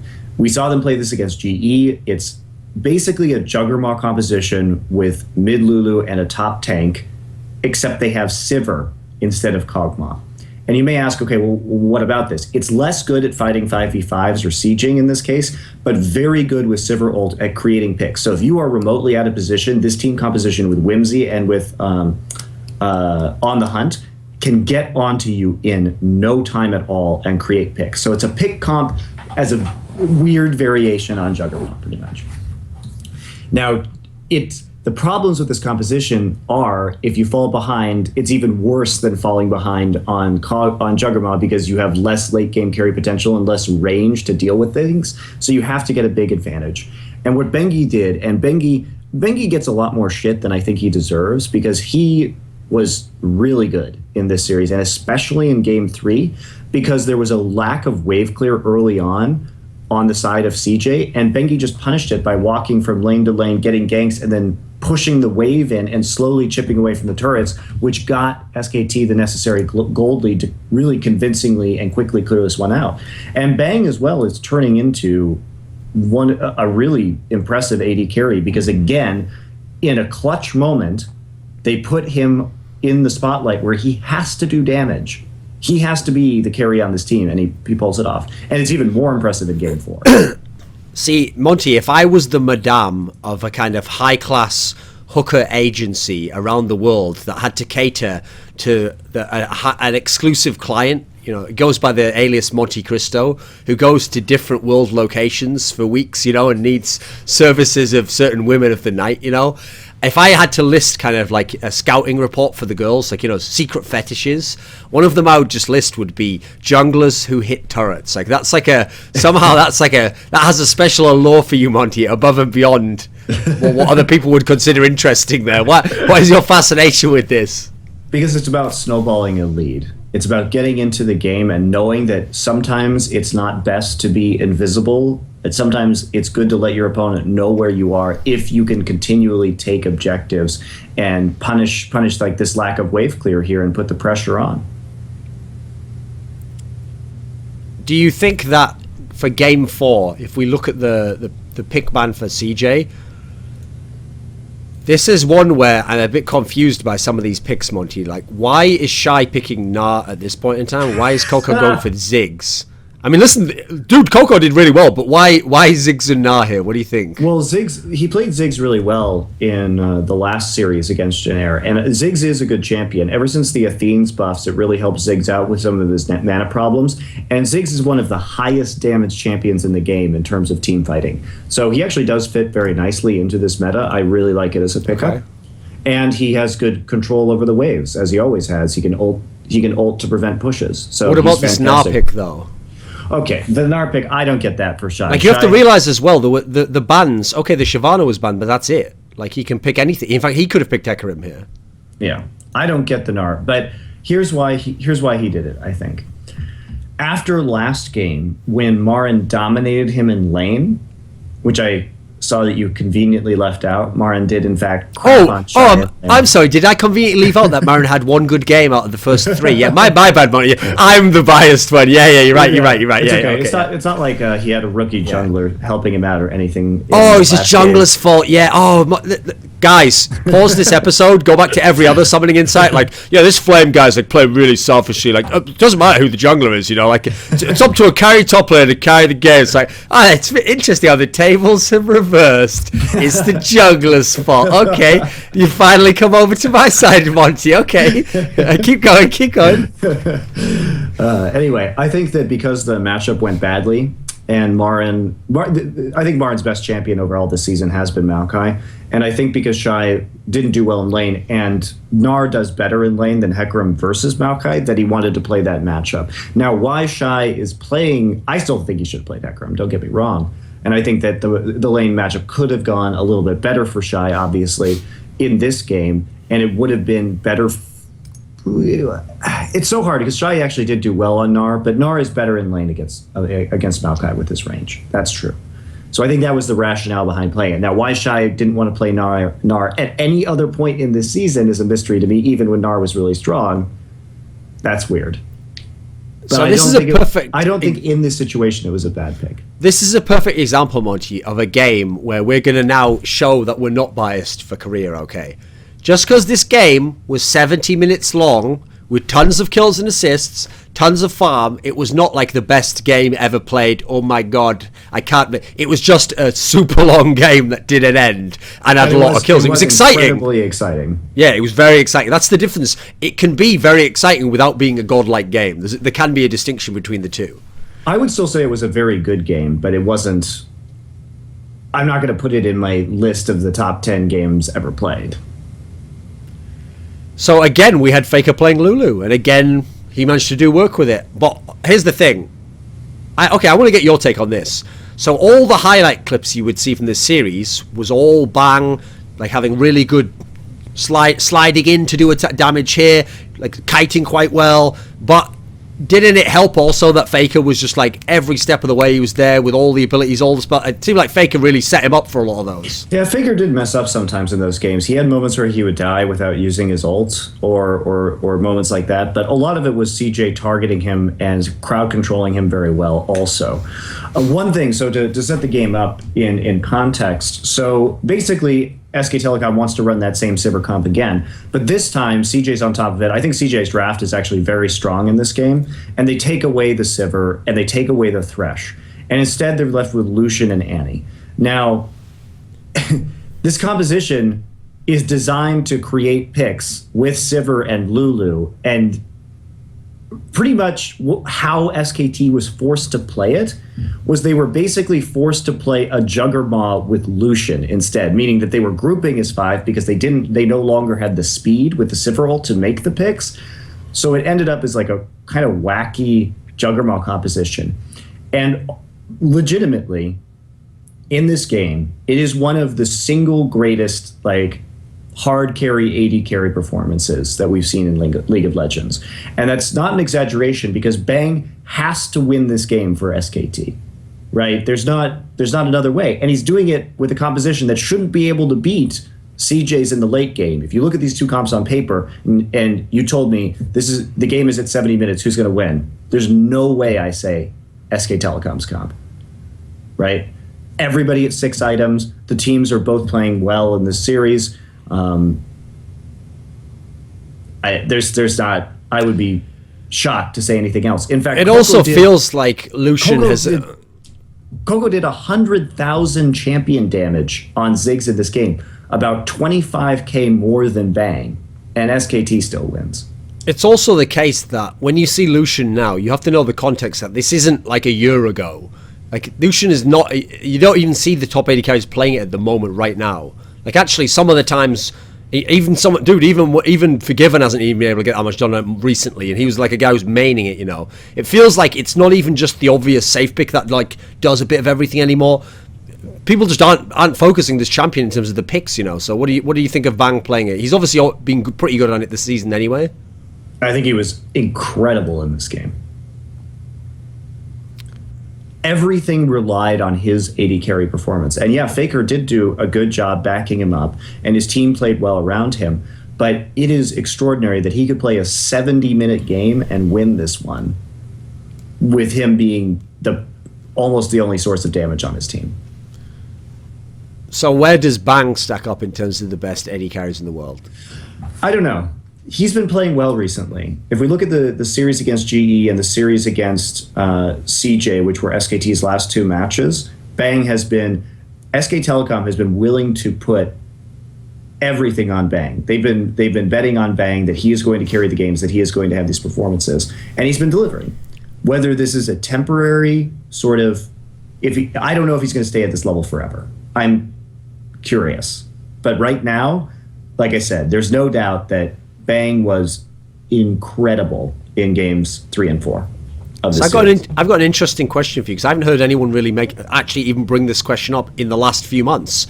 Analytically, don't you find it interesting that in this series here, as we're discussing the comps and who's picking what, and then in the LPL Finals as we're discussing the comps, nearly all of these comps are predicated on what AD carry you want to run. Like, they're all built around which are we going to have there, how are we going to run it. There's so many of them are set up specifically for what you want to get there. Isn't that quite unique in terms of where League of Legends was even 6 months ago, a year ago? Right, because it depends on the scaling level of the carry that you sort of build the team around that. Are you going to go for more of a tanky team composition with Nunu and run it around Jinx, or are you going to go for a more mid-game oriented style with a lot of turret dives or aggressive play with Sivir? Obviously, that's not always true, and I think in this game, SK Telecom didn't probably want Lucian. They probably wanted the Sivir, but CJ had a good draft and took it away. So I don't see SKT's comp as ideal in this situation, which is why it's incredible that Bang was able to pull this off. And in terms of the quality of this game, I do think it was a very high level game. Even in spite of a lot of the errors that happened, and yeah, there were errors in this game, CJ actually didn't make that many bad choices. They made some bad choices around the dragon late. That was their crucial flaw, was that they went back, they recalled, instead of fighting a 5th dragon that allowed SKT to get back in. But there were also just some hero plays, such as after SKT botched the dragon fight that CJ went, and Marin TPs into the mid lane to delay the wave, and it basically saves the game by himself for SK Telecom. But CJ did mess up. What I don't disagree with CJ with is pushing too hard. Like leaving the inhibitor up in bottom lane, because under CJ's assumption, Coco's playing so well and he's doing so much damage on the Ziggs and they have the superior late game comp, why take risks? But letting the 5th dragon go was a pretty huge mistake from CJ. Which is interesting, because all season long, CJ's been the team that's played interestingly around the dragon. That's been one of their strengths, you know. Like, they've had a good sense for when to fight it, when to play off it. What was there any key flaws in this game that kind of is what held CJ back from being the best Korean team? Could they have improved anything? Because I actually feel like it goes the other way. I think CJ's got almost everything they could out of this lineup and everything they could out of this team. I don't know how they could be any better right now. Yeah, I think they're looking extraordinarily strong right now. I hope it continues, but they've been playing super well, and I think they should have won this game. And they played too conservatively, like you're saying, around the dragon late. It was the there's that one recall that really hurt them. But I don't think that CJ made too many errors in this game. When I took a look at it again, and I looked at the times they were recalling, I was like, yeah, you don't commit right here because you're confident you're going to win a team fight. But then they didn't take the team fight. They didn't follow through with that decision, right? And that's what lost them. I think that's what lost them the game in the end. So we go into game 5. It's tied at 2-2. And in LCS, it's like, right, an interesting game 5. Like, what will the pick bans be, In LCK, in this primitive world, actually it's chaos. All bans are thrown out of the window. You can pick whatever you want. And so an interesting trend had been going on the pick bans, Monte. One team would always ban this champion called LeBlanc, right? Not everyone's playing it all the time.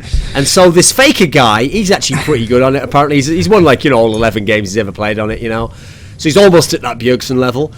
So anyway, he decides, I think I'll play LeBlanc, actually. Oh, is it available? Yeah, I think I'll play in this 5th game, And sort of shits all over everyone's face repeatedly and lives up to all the hype, basically, right?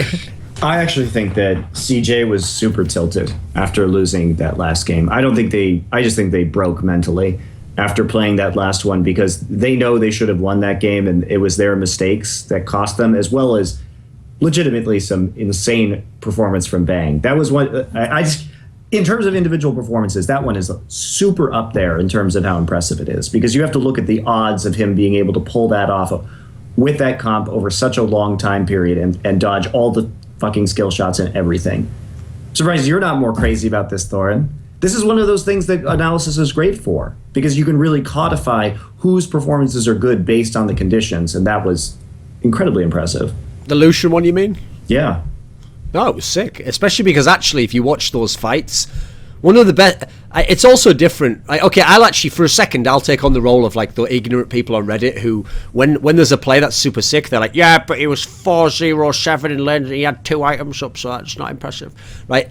That's the whole point. That wasn't like this in this game. Loads of those fights were where he escapes with a sliver of health from this skill shot here, and if he gets hit by this next thing, he's dead, and the whole fight's lost and the whole game's lost. So actually, he was kind of on a knife edge the whole time. That's why the kiting was fucking beautiful. His use of the dash from Lucian was really good in those fights. It was probably, in terms of the kit of Lucian, it was one of the best team fighting performances I think we've seen ever. Yeah, easily. And you just have to look at the conditions. If Bang didn't do this, because it's not like CJ was playing poorly in these team fights either. Again, Coco's team fight damage was insane. It's that if Bang doesn't do this well, they lose that game. The odds were incredibly stacked against them. It required this otherworldly Lucian performance for them to win. I think somebody on Reddit said it best, where that performance was the equivalent of a player hitting a buzzer beater to go into overtime and then hitting a 3-pointer in the last second of overtime to win. That's the level we're looking at here. Yeah, sure. Crazy. So in the 5th game, we had Faker on LeBlanc doing Faker things.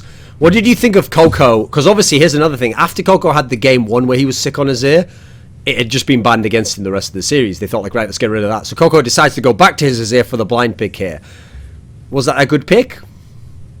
I do think it was. They knew that LeBlanc was coming. And if we look at how that early game played out, actually, Coco was playing very aggressively and was very close to killing Faker. Obviously, Faker knew his limits and played around it, but Coco was being a big-time lane bully early in this game. And I think it was really Bang and Wolf that opened this one up, actually, because Bang's Kalista was also super good in this game. And Kalista was also banned throughout this series, every single game, by CJ Entis. Oh, no, SKT banned it in game 1. But it had been banned this entire series. Space opts for the Urgot. He does well, actually. He's probably the only one on his team that plays halfway decently. But I really just think it was an issue of tilting. CJ, the 70-minute loss where you should have won is such it's such a difficult pill to swallow. I think that they just went on tilt. And especially once the kills started rolling in, once Bengi and Faker managed to kill Coco, that there was just no mentally recovering that. So it was just a giant skirmish fest after that. Faker goes up on LeBlanc, goes 15-1-10. It was ridiculous. But this game wasn't very clean. SK Telecom got ahead and they made some stupid plays, but I think everybody was just really tired and mentally fatigued at that point. So Shy obviously had good games on Shyvana in the playoffs and even in this series. What do you think of his choice to go on Shyvana in this final game here? I think it's fine. Of course, you get a little bit pumped up by those bans, so he wants to go back to it. And it's the perfect champion for him, especially in game one. We saw how good he was in terms of that team fighting, and I think he thought he could hold his own against any champion that Marin picked with Shyvana. Bearing in mind this is blind pick, and so it's not like something that can even be picked away from you. Was Mad Life's Nautilus a good pick here? Yeah, I think it was. I think they had a really solid composition. I don't think CJ had a compositional problem. So there's nothing here, okay, because this is a classic feature that I also love about blind pick, by the way, is that it means if you try something risky, so think of last year when Katie Arrows played Samsung Blue. I remember after that game thinking, well, I bet Deft wish he had that fucking Corky pick back in that fifth game and maybe pick something else. Or the famous one is obviously Froggen picking Diana in the fifth game. So that's an interesting factor of a blind pick. Is like if you try the risky pick, then you might always regret that. So nothing on the CJ side that's kind of regrettable here. You don't think? I don't think so. I think they have a really strong composition. They've got the Gragas, so basically they can isolate people very easily. They've got great peel. Once you have space, ult somebody as Urgot, you can blow away the rest of the team and focus down somebody. So I think they've got great crowd control for setting up team fights, and they've got great protection and good early game bullying with Azir, good late game damage and tankiness. I think it's a nice comp. I do. I realise this sounds like another underhand pitch here, Monte, as someone who used to be a coach and is an analyst. But bearing in mind in blind pick, you can obviously literally pick whatever comp you want. You can pick the entire comp. Nothing can stop you getting these champions. One of the other factors of blind pick, historically how it played out, especially in the past when people were a lot more 1v1 focused, was people would try and predict what is someone going to pick here. So that's actually one of the reasons why I referenced the Froggen picking Diana game, because part of the reason why is CLG themselves were thinking, right, well, they'll expect us to pick something like Anivia, something like a famous Froggen pick, and therefore we know they'll probably try and counter that, therefore it's like a mind game aspect. In terms of those two philosophies, since it's blind pick, you could just pick literally whatever comp you want, and so you could pick something that you're really comfortable with, gives you a really good chance, and just hope that the opponent doesn't have something super OP in terms of a counter pick. Or do you have to worry a bit about they might have this one champion that, so for example, Faker with LeBlanc that he might be super strong on. We have to some degree, like, try and pick towards that. Like, what do you think of the two philosophies? Which way would you veer if it was up to you?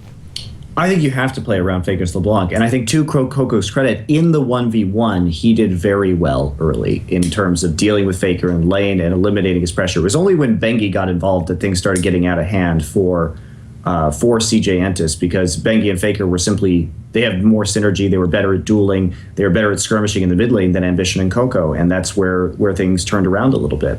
But I don't think there were any surprising picks here. It was pretty much comfort picks across the board from both teams.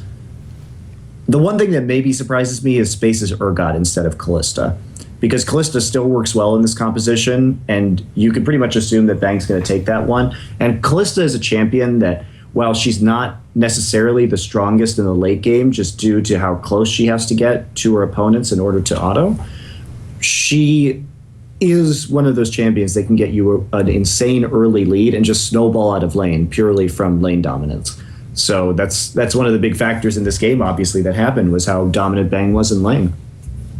This is also just another one of those games to add to the huge fucking stack of documents in the dossiers to like why Faker is just the best player ever in League of Legends. Because he's literally the player where if you get to a fifth game and you're no longer allowed to ban champions against him, you might just be fucked already. Like you might not even be capable of winning the game at that point in time.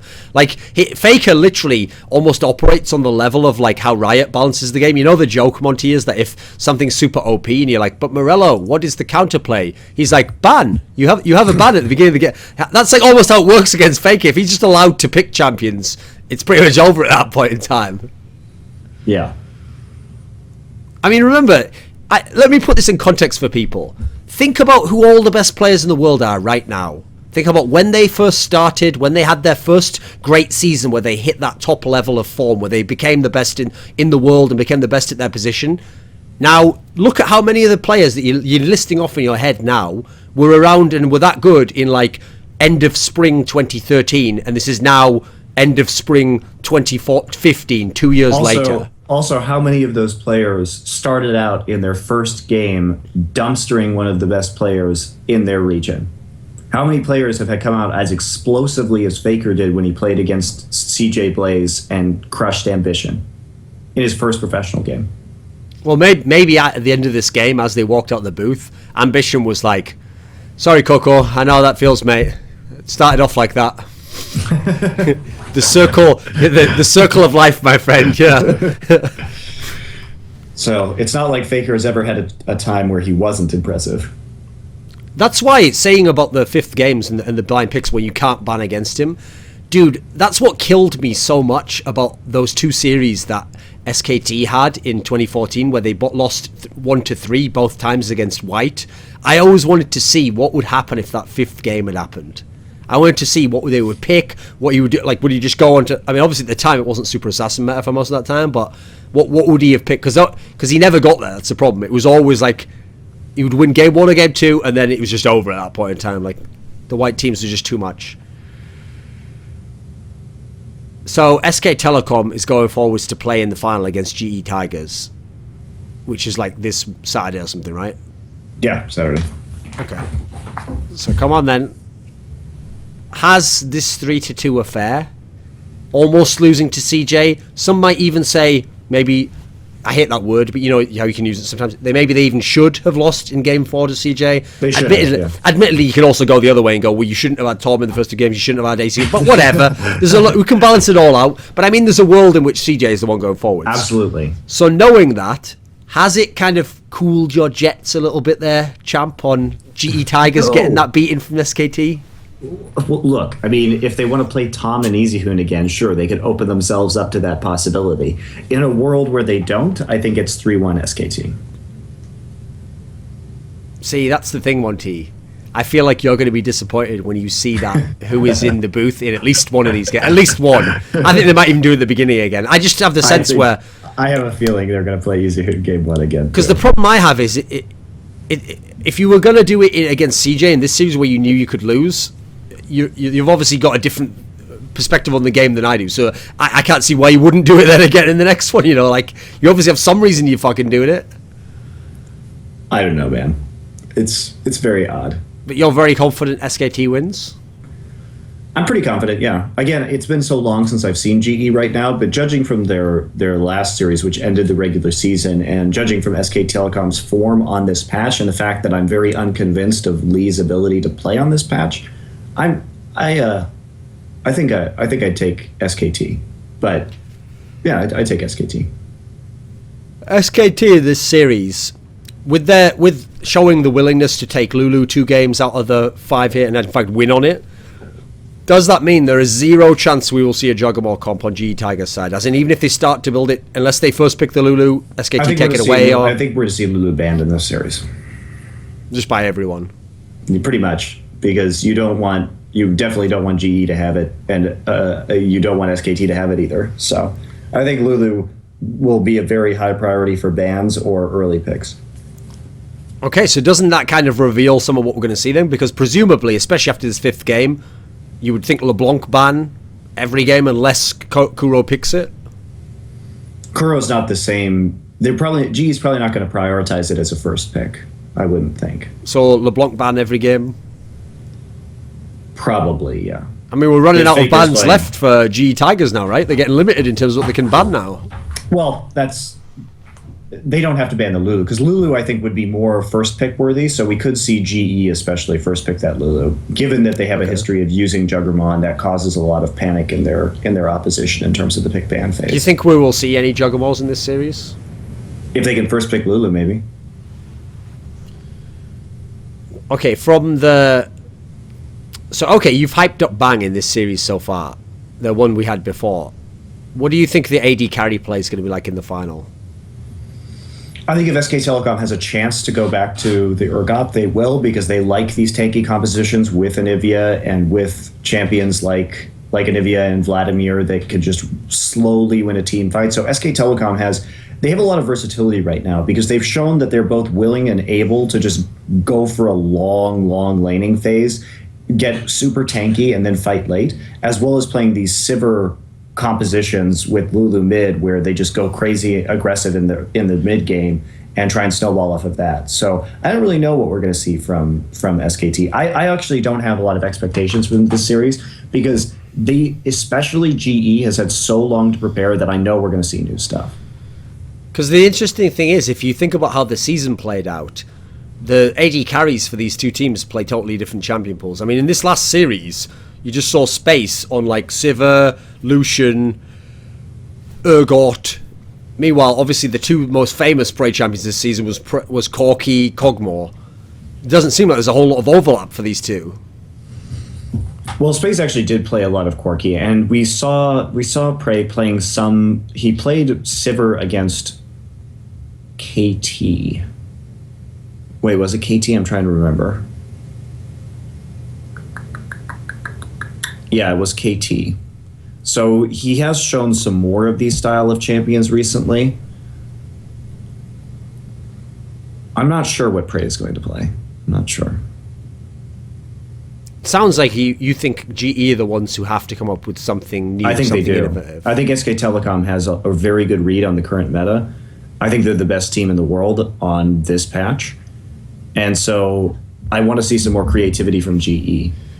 Did this patch, I mean, bear in mind the patch came out a lot after IM. Did the patch to some degree kill like the kind of aura of invulnerability that GE had? Because remember, the whole thing about GE before IM was the idea that they could run whatever they wanted and you just simply couldn't stop it. Like, it would work. They would just make these 2 or 3 kinds of comps work again and again and again. It sounds like you're saying the opposite now. Yeah, I think the caster carries have a more limited time window in terms of success based on the tankiness, and GE was really, they were loving first picking, prioritizing that Corki and playing around a mid-game power spike, which has gotten a lot shorter. I think the Juggermaws is still definitely viable, but in terms of their other adaptations, such as playing Azir versus SK Telecom, that didn't really go so well. I guess I just don't have the same level of confidence in them, and particularly the tank junglers haven't been very kind to Lee either. He has not been very effective on those champions, and I think that's another pretty big factor. So it feels like in this final, if you want to talk about like specific positions or champions that'd be interesting, I think top lane's quite interesting because Smeb and Marin both really want Maokai quite a lot, it feels like. Yeah, could be true. Although Smeb, I think, has a bigger champion pool and is a better Gnar player. Okay, so there's an interesting factor because Marin tries playing Gnar, but he hasn't actually been that great on it all the time. He hasn't been that great on it. And also, if he picks Maokai, Gnar is a good matchup against Maokai. So that's why Shy was trying that. But Smeb is a way better Gnar player, so it could work out better. I feel that GE has a better answer to the Maokai. So isn't that a matchup that goes in the favor of GE then? It seems like Smeb should be able to get the better of Marin here. Not least because let's imagine a world in which let's say there's a game where SKT bans the Maokai and then they pick Gnar to take the Gnar away from Smeb. That's not really that great a pick for Marin anyway, so it's not like it's that great a power move. It's more of the Hecarim that's going to be interesting, and whether or not Marin can perform on top lane Shyvana. That's another interesting question. Which is still quite debatable at this point in time. Right. Why do you think he doesn't? Because in theory, if you're someone who has carry potential as a top laner, right now, this is a world in which you should be loving this TP teleport smite Shyvana, because it's fucking awesome. You think about Shyvana anyway, it has almost no losing matchups in lane if you know what you're doing and you max the right skills and build correctly. Then on top of that, you're now able to fucking smite that Gromp all day long and get that buff. Like, you should be loving it if you're a carry player. This should be the ideal champion. Is there something about his style of play doesn't work with it? I don't know. There shouldn't be. I think that he should be quite good on it. It's interesting that we haven't seen it yet this season, but it is the Smite Shyvana is relatively new, so maybe SK Telecom needed a little bit more time in order to perfect it for Marin. I don't know. I think Smeb will be ready to play it. With the fact that Kuro, when you think of the champions he's been preferring over the season, does that change what you think Faker would play? Is Faker going to stick with certain meta picks and just go with them over and over? I'm curious how big the Cassiopeia will be here because CJ banned Cassiopeia so consistently. against Faker, which is not. It's not really a champion that we associate with Faker. Really, I have seen. I realize this sounds like some noob Western shit that people say about like Pobelt or whatever, but I've seen some videos of Faker playing Cassiopeia in solo queue, and it's like, oh, this world, dude. Like, the way he combos the abilities is unreal. Yeah, that's true, but we could say that about his Azir solo queue performances as well, and his professional Azir play hasn't been up at that level. Well, he was also god on like Zillion as well, if you remember when that video came out. Oh, and he also had that game where he made like... what was it, Veigar look utterly moronic like about a year ago. Yeah, it's true. He does have like every clip. Okay. So I'm not sure. It is obviously a very powerful pick, but I think Kuro can play that. I don't really know. I don't really know what Kuro's been up to. If you remember, after IEM, you actually said you thought this was a decent theory, which was that people would adopt the strategy that WE did against GE, which is you essentially just focus on Kuro. You take his champions, you ban them all out. Is that actually still a factor at this point in time? Has that cooled off a bit in terms of the patch and the champions changing? I don't think so. I think you can still focus Kuro if you know what you're doing and you have a big time carry mid laner, which is what happened with Shia with WE. If you so what do you want to get him off, and what do you want to get Faker onto to deny Kuro, do you think? Well, LeBlanc obviously would be ideal, but anything that can have a lot of bully pressure in lane, if you can get the Cassiopeia and outscale him, that would be pretty nice as well. I think the Ziggs could be good, even though Faker's not the best Ziggs player. If they want to play Easy Hoon, playing Ziggs might work out for them up against Kuro.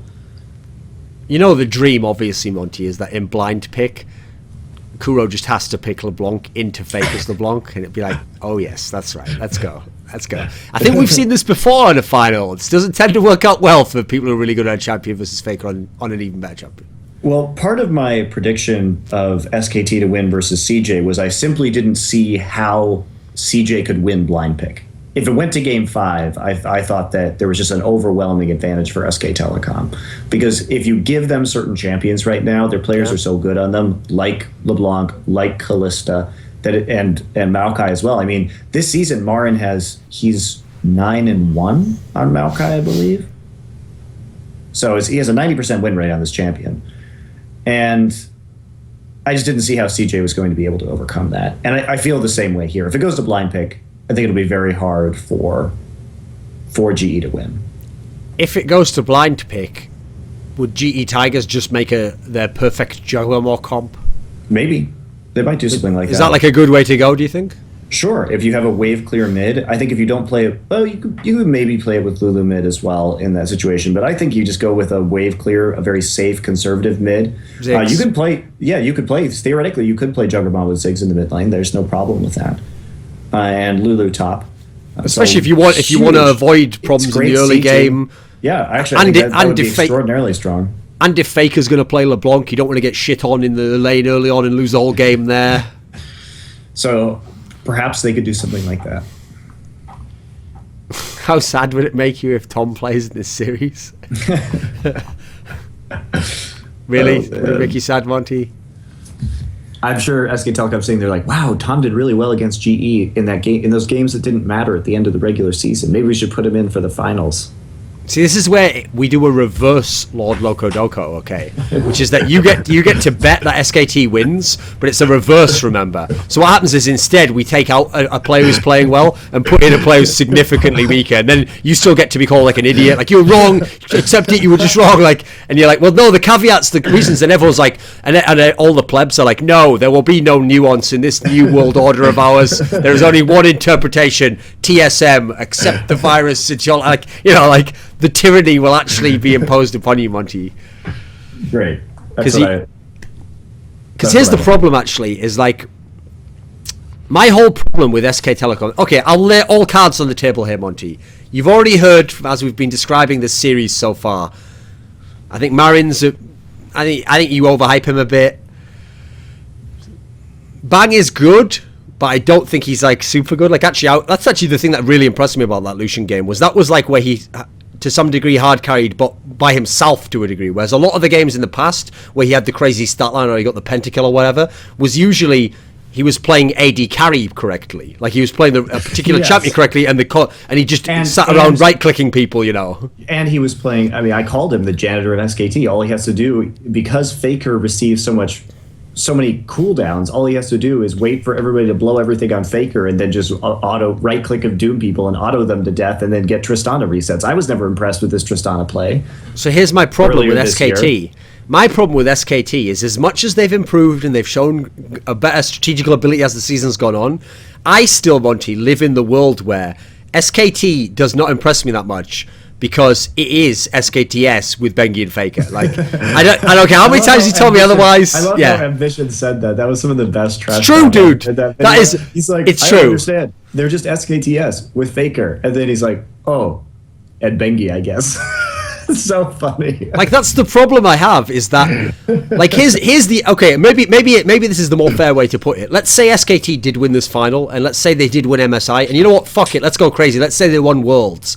I'd have a really hard time going, like, right now, where do they stack up in the best teams of all time? Because when I look at old SKT and I look at Samsung White, I can't be like, yeah, but this is just SKTS, but with Faker. So essentially, it's just that Faker's still the best player ever. Like, what else am I judging it on, you know? So that's what it always comes down to with SKT, which is, listen, I don't deny Faker's sick. I still think he's the best player now.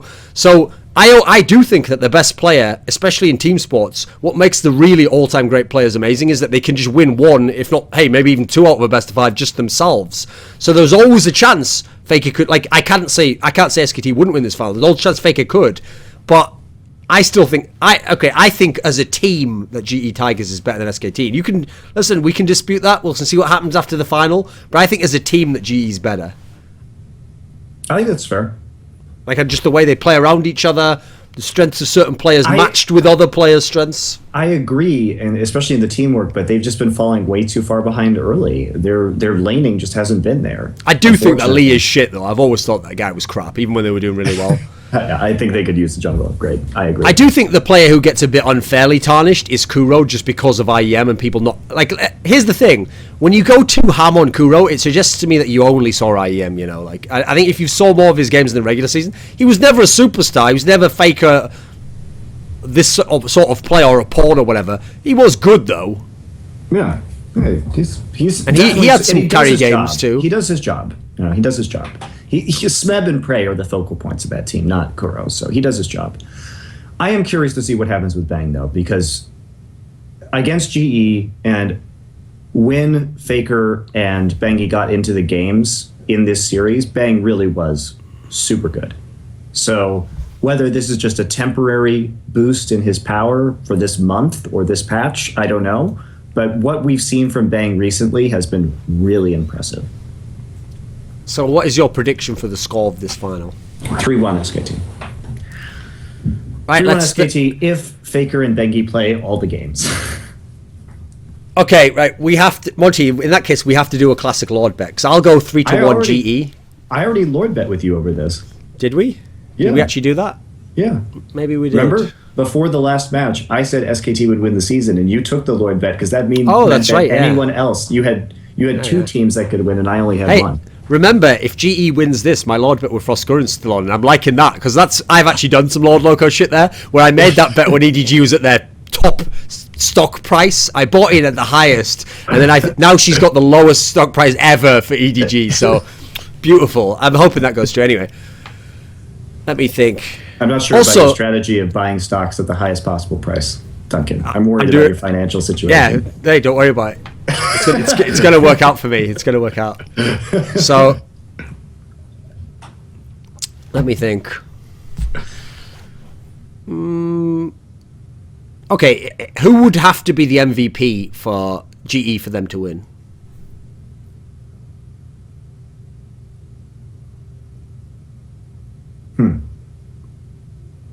Maybe Smeb. Because I agree with you. I think Smeb is a better top than Marin. So I think that Smeb really overcoming Marin and getting him down would allow them to snowball, because that puts so much pressure onto Bang as well. It's also quite interesting that one of the things about top lane is we did see a lot of Okay, the champion pool for top lane this season expanded massively, right? There was a time when you could play like you mentioned Kennen, stuff like that. You could even play Aurelia earlier on. You can still play Kennen. No, I'm not saying you can't, but I'm saying it expanded so you could play all these champions beyond just when people initially were spamming Rumble, Gnar, Maokai. But those initial picks also never actually stopped being good. Like Gnar and Maokai are still to this day picked by almost everyone. So actually, since Smeb was really good early on those, he's one of the few players where nothing about the patch, etc., like degraded him or took anything away from him. Like, because actually top didn't get affected that much. You could still go back to those old champions. Yeah, fair enough.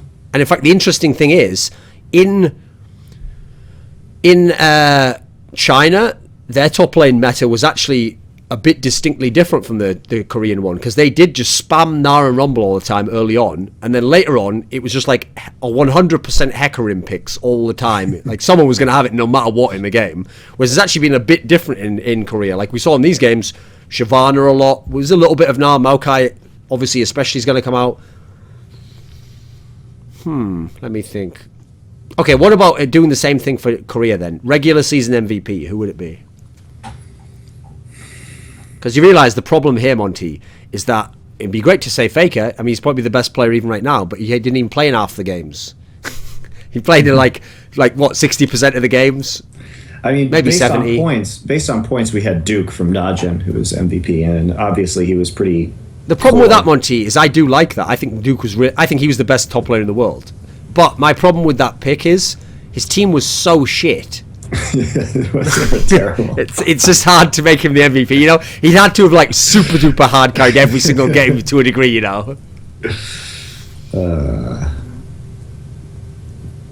Sad times with Najin. Who's in the discussion for this? So good on paper. Damn. Who's in the? Put it this way, Najin's the team, Monte, where if you're a Western analyst, well, and you think you know a lot about the game, that's the team where you're just like, give me that team, make me the GM/coach of that team, and I'll fucking win that league myself. You know, it's like the one where you're doing it wrong, give it here. Like that's what you want to do when you see that lineup. You know, I don't need anything else. Just give me that lineup. And let me put the players in the fucking game, because apparently that's where you fail, Najin coaches. You don't know what players to put in the game. Like you have all these really good pieces, you have all these really good tools, and then every time you come to an area where, oh, look at this screw, it's like a Phillips head screw, get the flathead screwdriver out, that's not working, it's something about this doesn't fit. What is it wrong? I know, I need a hammer. That's like the Najin coach's philosophy to how to approach the game. Oh boy. Well, so anyway, back to. So who else would be the MVP candidates? Well, who's the candidates first of all? So Faker's one. Prey still? Sure. Okay, Prey. There's two. Who else? Well, Duke, obviously. Duke, okay, there's three. Do we need another one?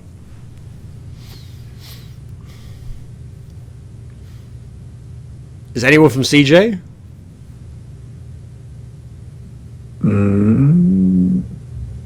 Maybe not. The problem with CJ is that all of the players they were super inconsistent. See, I feel like there's a name. Coco was either a god or he was just terrible.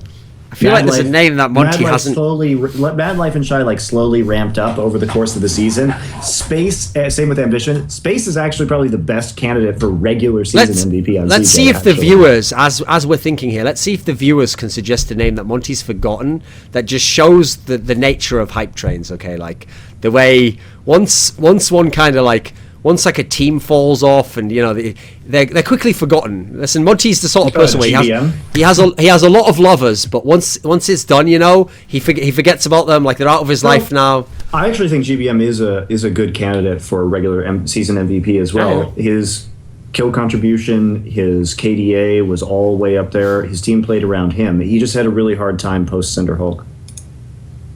And who would you pick out of all those? I'm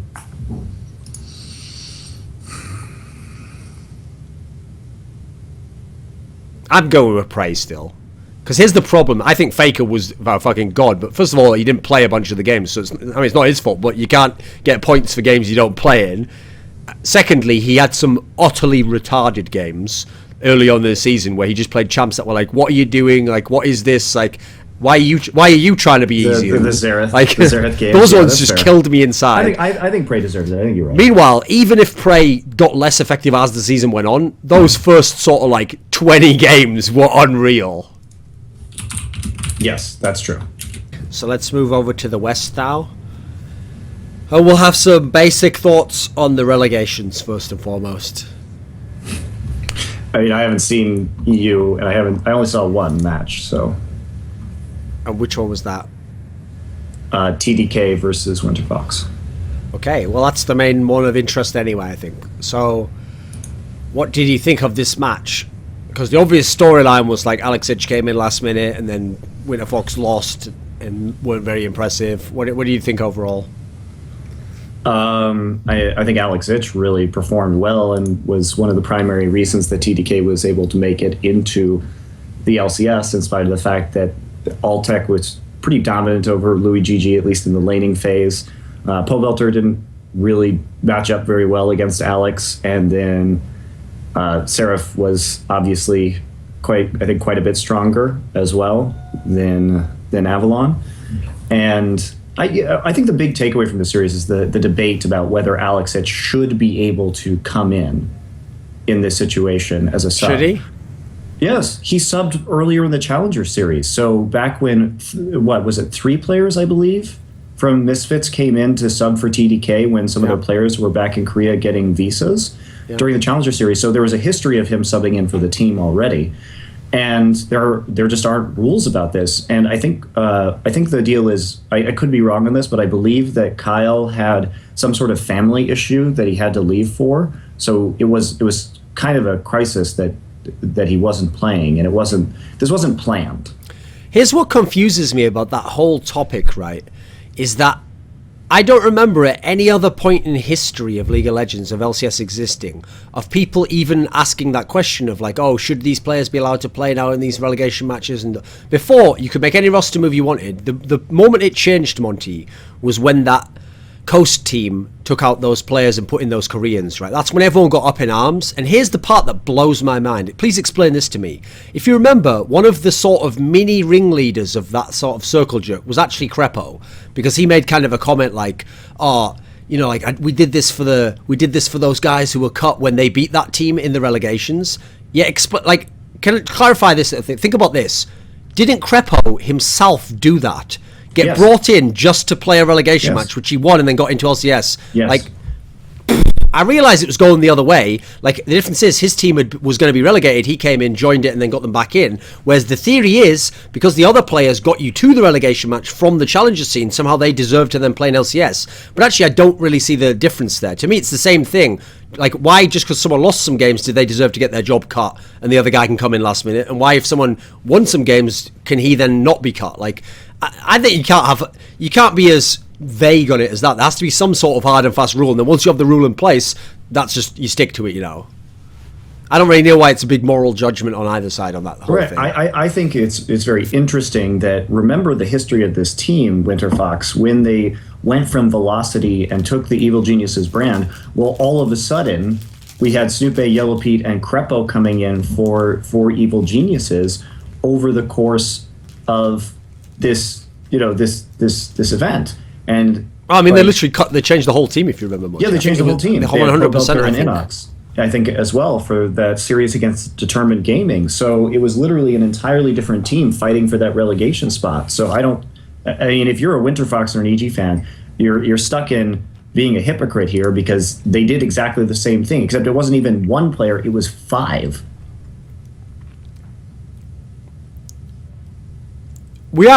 It has to be said, I mean, just being absolutely realistic here, unless he's the unluckiest guy ever, this Winterfox /EG /Velocity lineup has to be the worst managed team in the history of LCS.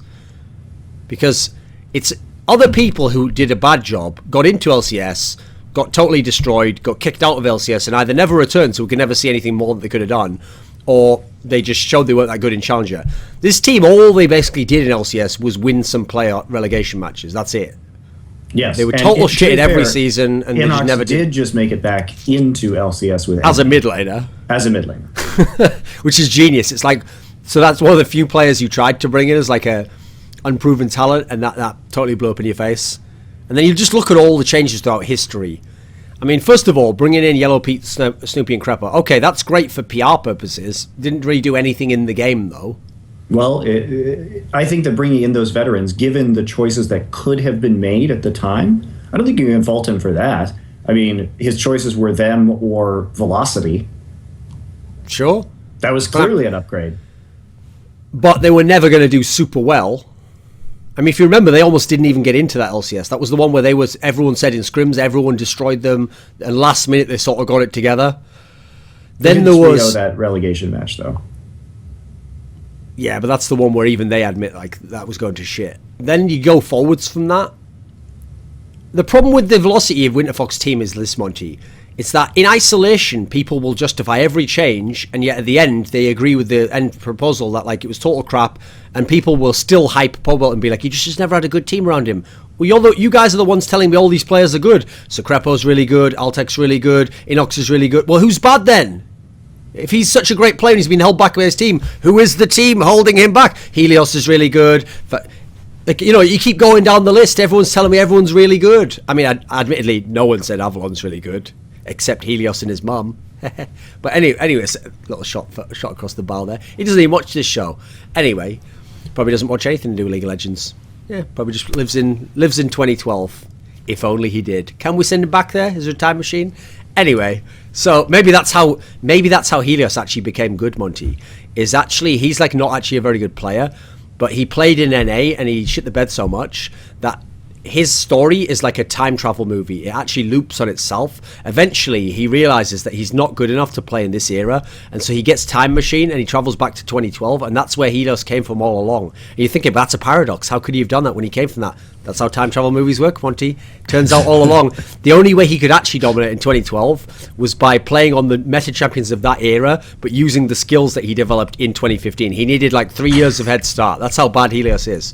There we go. That's one of the most subtle and yet in-depth burns I think I've ever done on this show. Probably wasted as well, because no one actually gives a fuck about Helios either way, good or bad. In this series, though, that makes Winterfox look even more crap, dude. That Alex Ich can just come into the team, and yeah, he had played like a couple of games before, but it's not even his team, and they still lose a best of 5. That's terrible. Yeah, it's pretty bad. And I think he was scrimming for a couple weeks, but he was also playing with Misfits during the Alpha Draft Challenger League, right at the same time. Yeah. So it's not like he was 100% dedicated to that team, because he was still playing matches with his other team. And then in the other one in NA, Dignitas narrowly beat Fusion. And as far as I can tell of Fusion, yeah, they have changed some players in the course of this, but they seem to be one of the best teams ever at losing best of 5s 3-2. Like, that's the only defining quality I can see of them. What do you think of the Dignitas team overall? Because it seems like they were so terrible at the beginning of the split, and they had no chance to ever do anything, that it's easy to just write them off completely. But actually, as the split went on, in sort of the last third, they did seem to get it together a little bit. I think they are getting it together a little bit. I haven't seen these games, though, but just from the end of the season, I think that they were starting to pull it. I still don't think they're going to be a top 6 team. Maybe they hover around like 6th to 8th, but they did look not atrocious. Like, when I think of their players, it's not like they all failed. Like, for example, I actually think one of the players that really improved was Gamsu. I think he's been pretty decent, actually. Core did well as well. He's been probably the best player, I think, in some senses. He was pretty good. Their bigger issue is Shifter wasn't really that great, and then I think Kiwi Kid was just crap, but I think everyone knows my feelings on the Kiwi Kid, so apparently everyone loves him in this series here because supposedly he was like the MVP or something, but whatever. Whatever, bro. It was a fucking dog shit relegation match against Fusion. You still almost lost 3-2, so I wouldn't go too far on. I wouldn't have a ticker tape parade for him back to the Dignitas house, put it that way. Now then, in EU, basically both teams got back in. Rockout won 3-0, which is good because some of the players on Rockout are far too good to go out of LCS. So with any luck, that now gives them a chance to rebuild and all that sort of shit. Because unfortunately, Monty, I think I could say this publicly. As far as I know, one of the issues that a team like Roccat has is that since they'd been looking at roster changes towards the end of the season anyway, because it had been going so badly, they were in that unfortunate position that you can get put in where you can't actually bring people. I don't know if you can actually bring people in at that point in time. Like, they were going to play the relegations with their old lineup, but you already know you want to make changes to a new lineup, which probably means you're scrimming with the new players. And you know what I mean? You're in that scenario where it's actually dangerous for you. You could get eliminated because you're not actually going to play 100% of your games with your old lineup, which is actually kind of a bizarre scenario that you can get put into an LCS. At the very least, the problem with being in that situation is that some of your players probably know that they're about to get cut. No, that's also the issue. They might just not give a fuck themselves. How willing are they to even play in this match when they know that they're likely off the team anyway? How much motivation do they have to play? And then the other match is that I'm since you didn't watch it, Monte, I'm sad to inform you that Giants got back into the league. But hold on, I didn't finish my sentence. But then I'm actually happy because they got in over Reason Gaming. So I feel like overall justice was served there. I know neither team should be in the LCS, but then again, I can't really say that because, I mean, who from Challenger would I have put in instead? That's the problem at the moment. Now that LCS really does have these 10 teams in each region, it's quite questionable that some of these Challenger teams even should be in. Like, there's not really anywhere I'm looking like, oh gosh, that's a shame they didn't get in. That's why Winter Fox getting relegated is so ridiculous in the other region. Because, dude, there's 10 teams getting to be in LCS. If you can get relegated at this point in time, there's probably some major issues with your team. Especially the Challenger scene hasn't been that strong. There wasn't an LMQ and NA that was looking to just devour somebody, right? There wasn't due to the rules about other teams going. Orgs from China, orgs from Korea aren't sending their sort of B teams over to the LCS to try and make it. And nobody's trying to assemble, even an NA or an EU owner isn't trying to assemble a 5 Korean or 5 Chinese player roster, right? That's impossible, pretty much given the current circumstances. Yeah, TDK sort of did it, but... Plus, it feels like we've got nearly all the talent into the LCS regions now. As in, there's not even people making those teams where, it's like a Challenger team, but it's got some super sick, like, former LCS player who should definitely be LCS quality. Orihen and Misfits, arguably.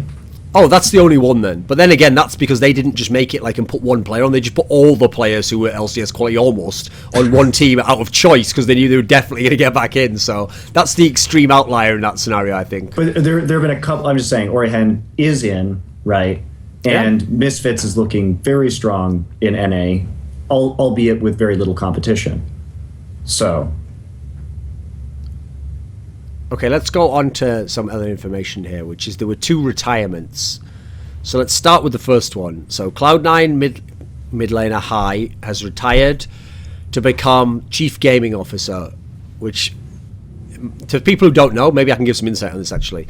That's a role that actually didn't exist in esports before. It sounds like a made-up name because it is a made-up name. Basically, what that role, the first person to get that role was actually Khan in Fnatic. That's the role they gave him when he retired. Because in a similar scenario, he was a player who'd been with the team for a long, long time, was like one of the faces of the team, had a lot of the success. He'd been the in-game leader, he was the shot caller. So he was suited, in theory, to be some sort of either a coaching role or something within the team. Because the idea is, beyond just skills at the game, the person has some kind of knowledge about the game and about teams and how they're constructed, etc.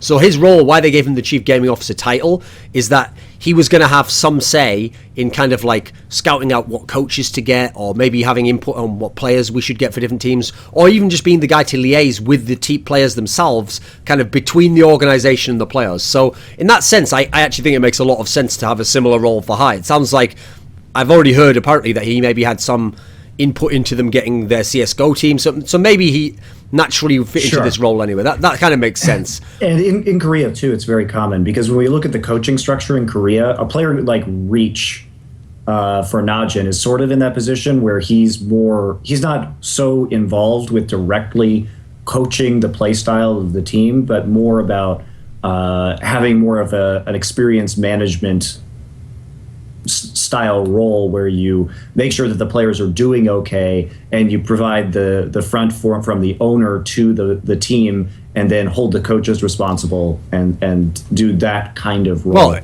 in that sense, I guess we can also, in terms of Westerners, put like Groove is like apparently the original CGO. We just didn't know, you know, because he obviously playing a similar role in M5 and Gambit over the years. Yeah. Okay, what do you think actually about High, the player, retiring? I mean, let's face it, we've actually, in some sense, called for this for over a year now. In as much as we always put the caveat, if C9 want to win Worlds, this is a move that probably had to happen. Yeah, it was. His individual play just wasn't up there. He couldn't compete with the same diversity in terms of champion picks or champion pool at the top level. Obviously, his shot calling is really good. Really good. World-class shot caller, in my mind.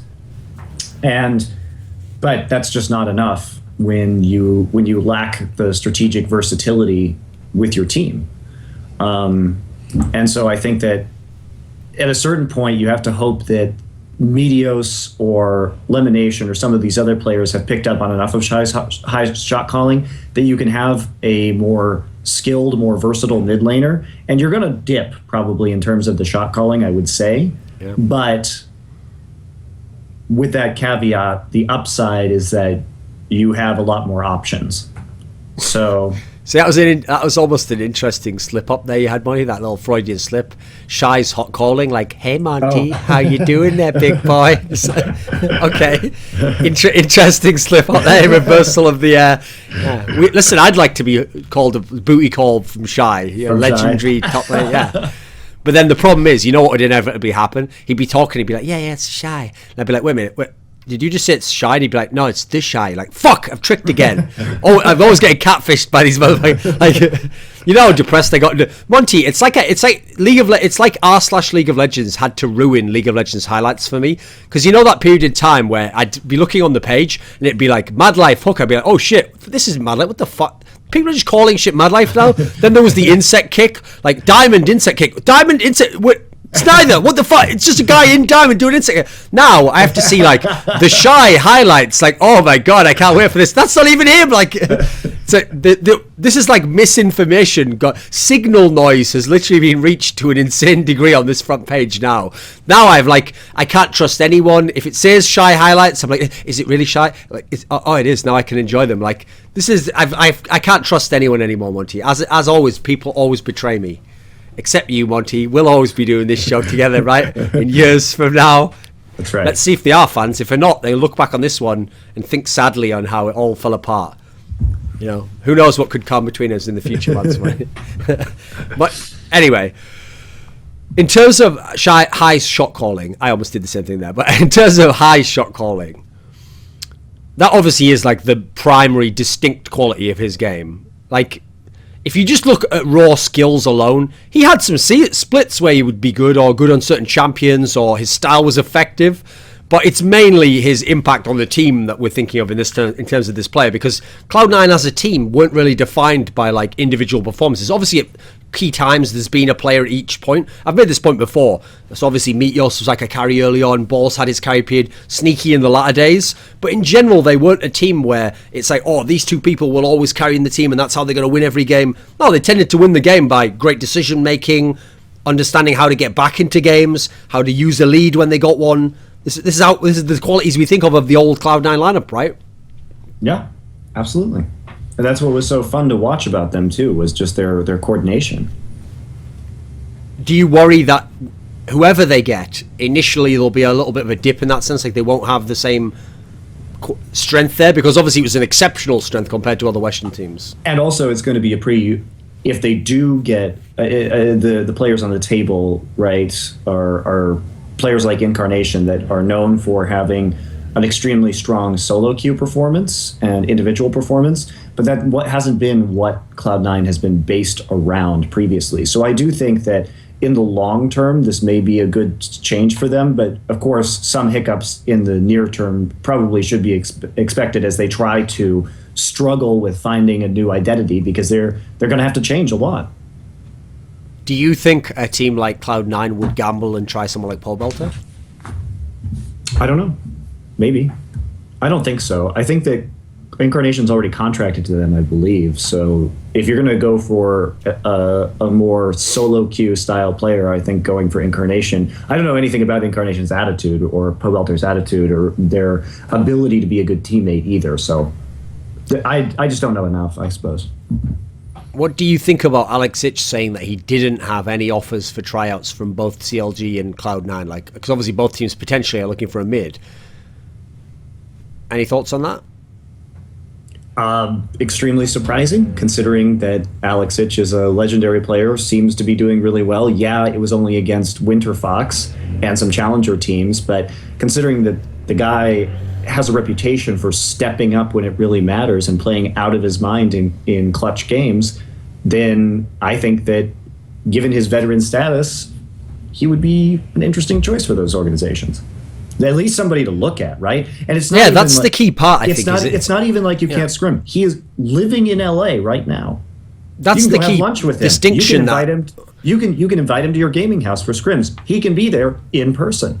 That distinction was never made by people who discussed that, by the way. They all discussed either they're fans of Alex Ich, they said, yeah, Alex Ich should join CLG, or they were like, oh, Alex Ich is washed up, like he wasn't that good in Challenger, he wasn't that good in Russia. It's like, yeah, but we're not, remember, we didn't say Alex Ich is going to join C9. We said he should get a tryout. As in, he should at least be able to play like 3 scrims with you, and then if it's total shit, you're not obligated to pick him up, like, but if it goes really awesome, maybe he fits your team, you know. That's why the C9 one, I can maybe understand. Maybe they do have Incarnation lined up. Hey, maybe they go with someone else or whatever. It's the CLG one that boggles my mind. So, wait a minute. You've had all these problems. You've had all these issues. You won't even try the guy out? You can't even play a scrim? That just boggles my mind, you know. It is confusing.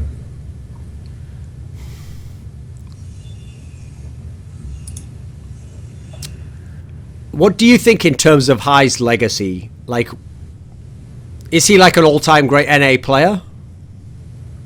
I think you have to recognize him, even if his solo play wasn't great. And I think that you have to consider, too, that at the time High was dominant as a mid laner, or when he did have good solo performances in the context of the NALCS, we're really talking about 2013 at that point. And let me just put this out there. NALCS was terrible in 2013. It was a terrible league. Europe was way better.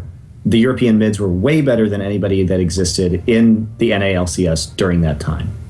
So, I don't think that his individual performances were ever world class, but I do think that his ability to shot call and his conceptual ability about how to play the map was world class, and that's why C9 was always so good and always so dominant, and continues to be relevant even when, on an individual level, a lot of their players have fallen off. I feel we're not looking at the same level of dominance that some of these players used to have in their individual performances, and yet they are still top 2.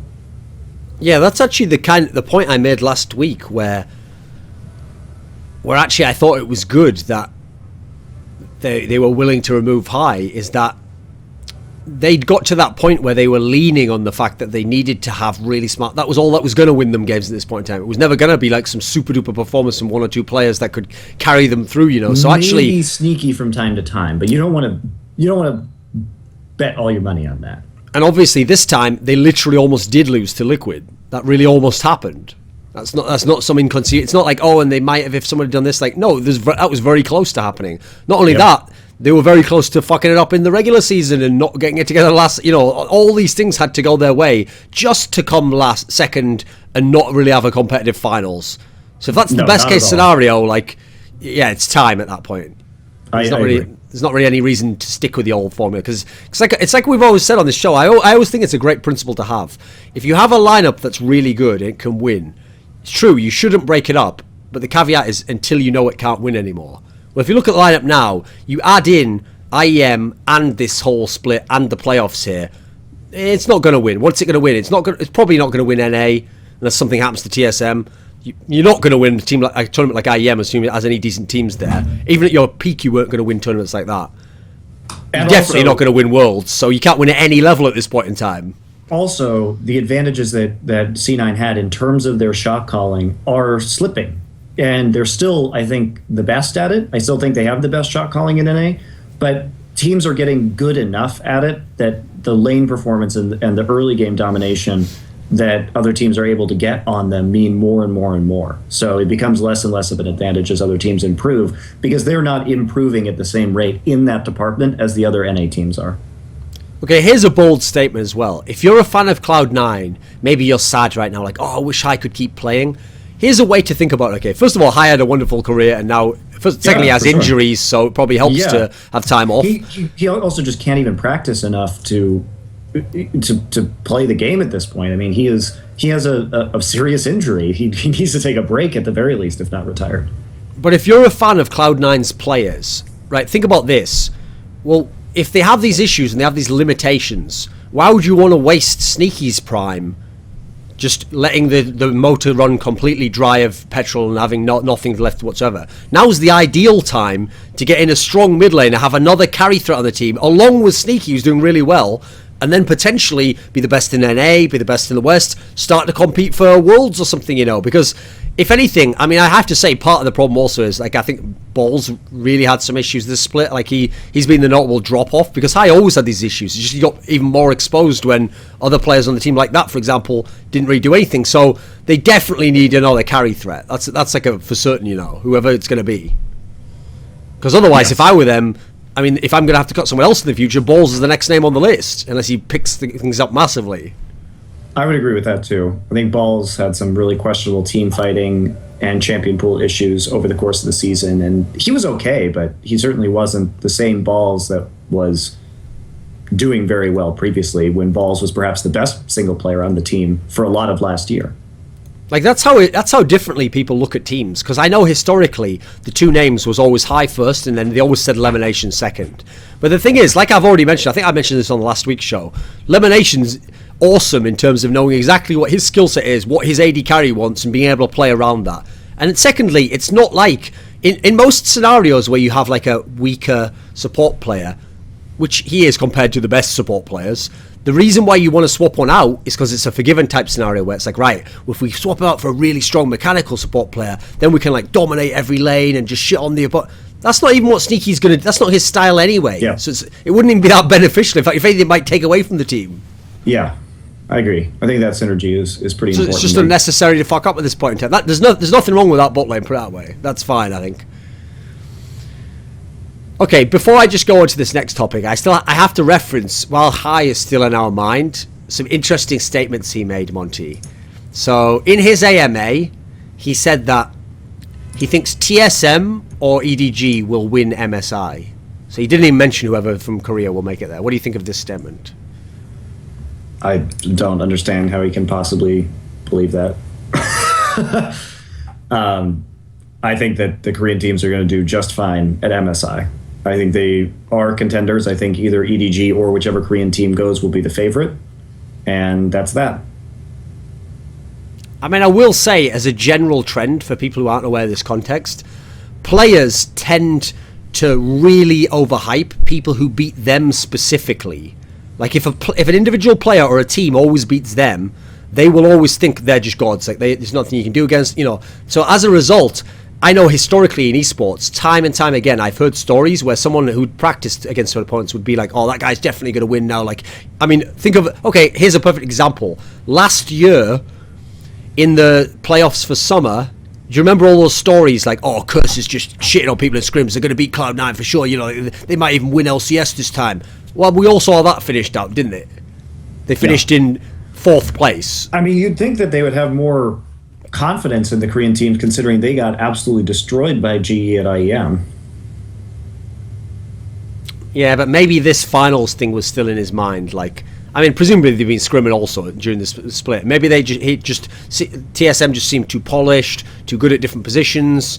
So, one of the key things about TSM recently has been they don't make as many mistakes as any of the past TSM teams. I think that's one of the few areas as a Western team that they probably do have a leg up on some of the past Western teams I think of, Some of the past Western teams in the last 1 or 2 years have been very good, but they still were quite mistake prone, whereas I think TSM is a bit more polished in that sense.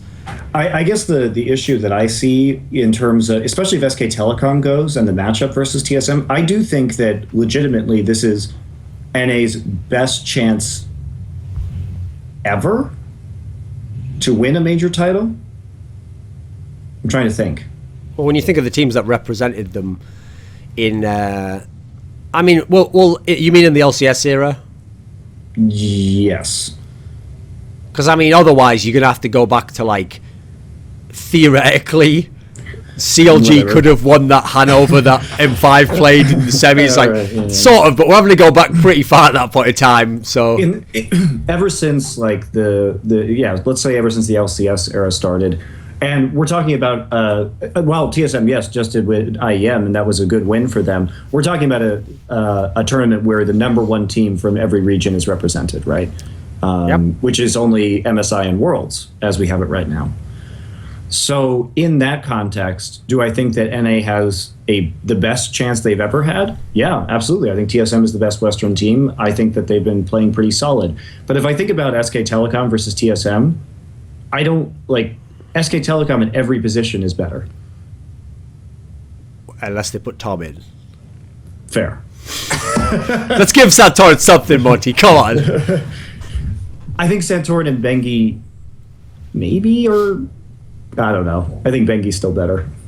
I think both of them. What's funny is people get so mad about how we don't give Santorin credit, but actually those two players are great analogies for each other because both of them look great in every SK Telecom win, and they're on the right champions. They both look great playing that style, and you know what else? Both of them servicing a super godlike mid lane relative to their region. Calm the fuck down, everyone.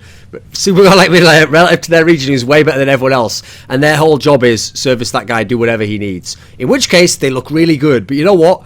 Neither of them are like godlike junglers relative to their region. Put it that way. There's better junglers in their region than them. Yep. Yes.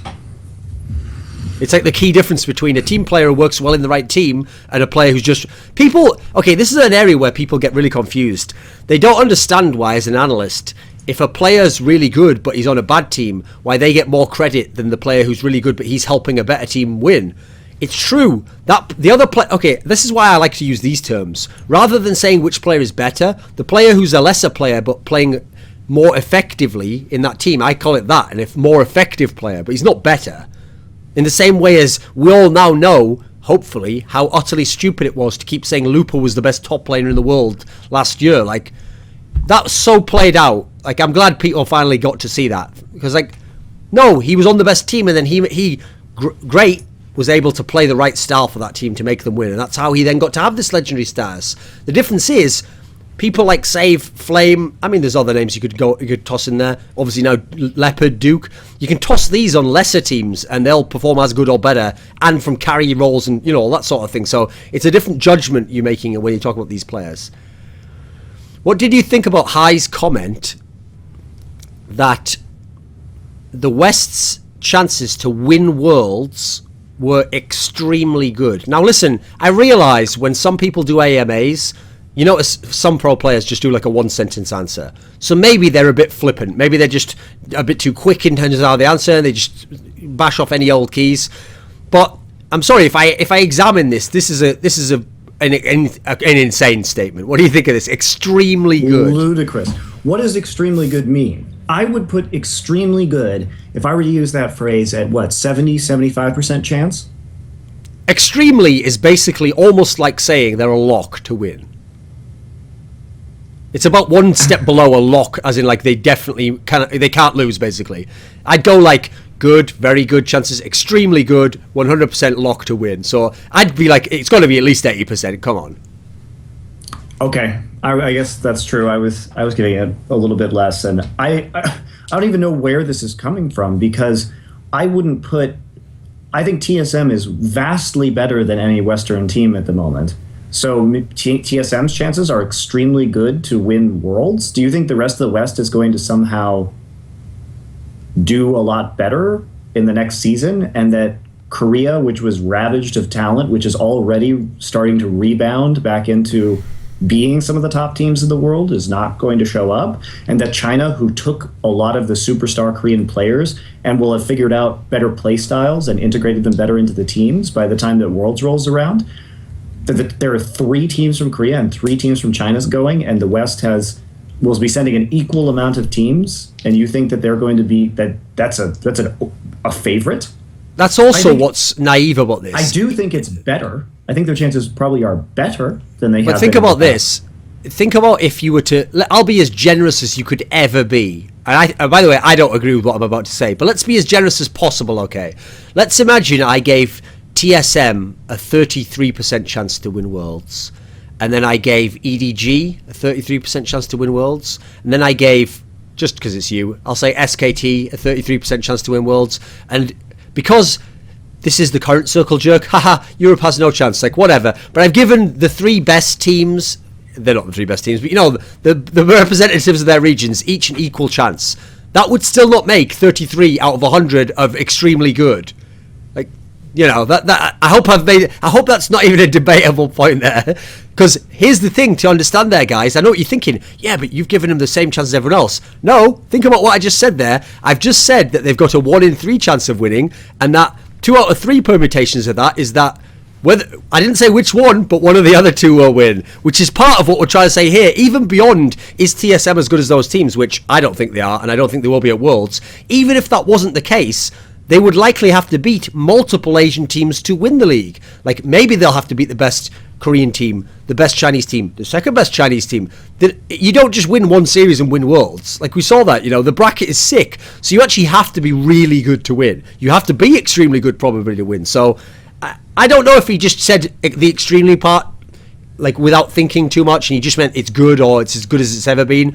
But just as a statement in itself, it seems a bit naive. Unless he knows something. No, he can't know something I can't, because he hasn't played all the teams from the Asia, so it doesn't really make sense. Faker goes to TSM this season. Maybe it's the ultimate Lord Loco pull that he's got going on here, Monty. He actually knows that, like, because of how China went to shit, all those players go to, like, CLG, the other teams, and then Faker is just like, fuck this. Like, if you want to play Easy Hoon, play him every game, motherfucker. And he just like quits League of Legends outright. You know, maybe he becomes like the junior chief gaming officer of Cloud9. No, Monty, that's it. I've just figured it out. I know why he would make such a bold statement. Obviously, Faker goes to Cloud9. There we go. There we go. That's why it was. There we go. Well played, High, in a few months from now. Or it turns out Incarnation was Apto all along, and that he's so good he was playing on a proxy from Korea, and then actually that's what happens. He joins Cloud9, yeah. Speaking of which, shame on you, Hotshot. Why haven't you just straight recruited Apto out of solo queue? Because he's still banned. He's still banned until next year. Oh, okay, in that case, you've got a reprieve until next year at Hotshot. Let me think. Okay, so also this like mildly overweight guy from Belgium who likes beer retired. He's called like Krepo or something. He used to play for that amazing Winter Fox team in better days, obviously, when they were a lot more successful. He used to play with Froggen back when he was good. See the way I played him to the meme there, Monty? Nah, he didn't really, because Froggen was really good last season. But he did play with him now when he's not very good. Yeah, it's interesting that. Anyway, what did you think of Krepo retiring, Monty? Well, as you know, from the last time we had Krepo on this show, I was encouraging him to go into casting, and I created that straw poll where the fans wanted him to go into casting as well. And now he's finally going into casting, so I'm very excited. I hope to, if Riot picks him up, which I can't imagine they won't, I think that I will enjoy working very much with him in the future. See, you say he's going into casting. How do you know he's not going to take a head coach role somewhere? Because he said in his Facebook post. Okay, you got me on that one. I don't read fucking people's Facebook posts. Those are boring as shit. It's always like, and thanks to the fans, without you, I'm nothing. I can't read this. This is giving me breakcast, dude. It hurts so bad. Please, it hurts so bad. Why? Why do you do this to me? Then again, though, Monty, you've just made the classic mistake there, which is you've taken Krepo's words at face value, and you've also assumed that Krepo has a long-term plan which he will adhere to. If I know anything about Krepo, it's that Krepo's Facebook posts read like the diary entries of a teenage girl. Like, and I hate Cindy. She's such a bitch. I'm never going to be her friend again. And then next week he's like, me and Cindy have patched things up. We're BFFs forever. Like, yeah, like remember he joined fucking Elements? Oh, it's going to all be different now, guys. I'm going to be a pro player again. Maybe a bit of shot calling going on. Like, next season, I think, be interesting to see what moves we can make. I am retired now. I will never be playing for Elements. Wait a minute. That's like a 2-week span there or something. Come on. To be fair to Krepo, he actually did say in his thing that he said when he joined Elements he was going to put up or shut up, and then he said that he was choosing to shut up. So, I mean, technically, he addresses that issue. Okay, he got that one. Okay. How would you actually evaluate Krepo's career, Monte? Because here's the problem. No matter how much people like him as a person, he hadn't really had any results since like the middle of 2013 onwards. So it's like a 1.5 year career in terms of a top level success, He was also obviously had some issues in terms of being on bottom level teams. I think that Krepo. Oh God. I think Krepo. That's why I told Krepo to retire at the beginning of this season, because I don't think that he has very many opportunities to be with the team good enough and play well enough himself to really hit. He was in an OGN final. He was in the top 4 at the World Championship. It's going to be really hard for him to replicate those performances again.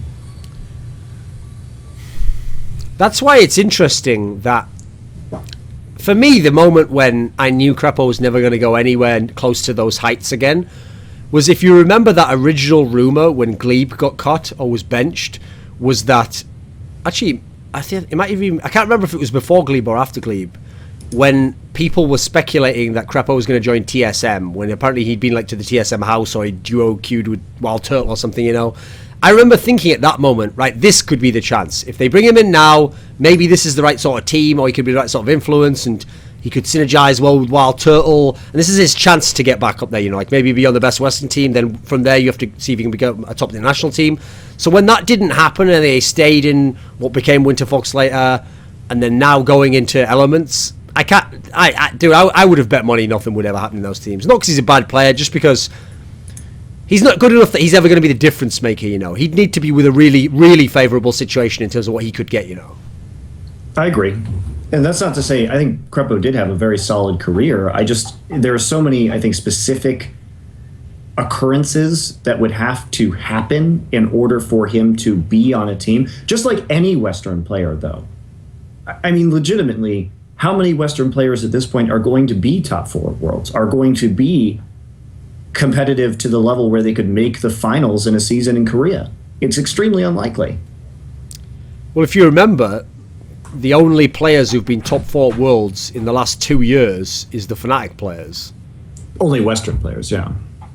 They're the only ones who even made it. And remember how they made it? They played another Western team in the round of 8. So I'm not sure that one counts there, guys, entirely, Yeah, I agree with you. And you have to add in, so just to add context to that, okay, Gambit played Nanchen White Sword close. Yeah, Black Sword.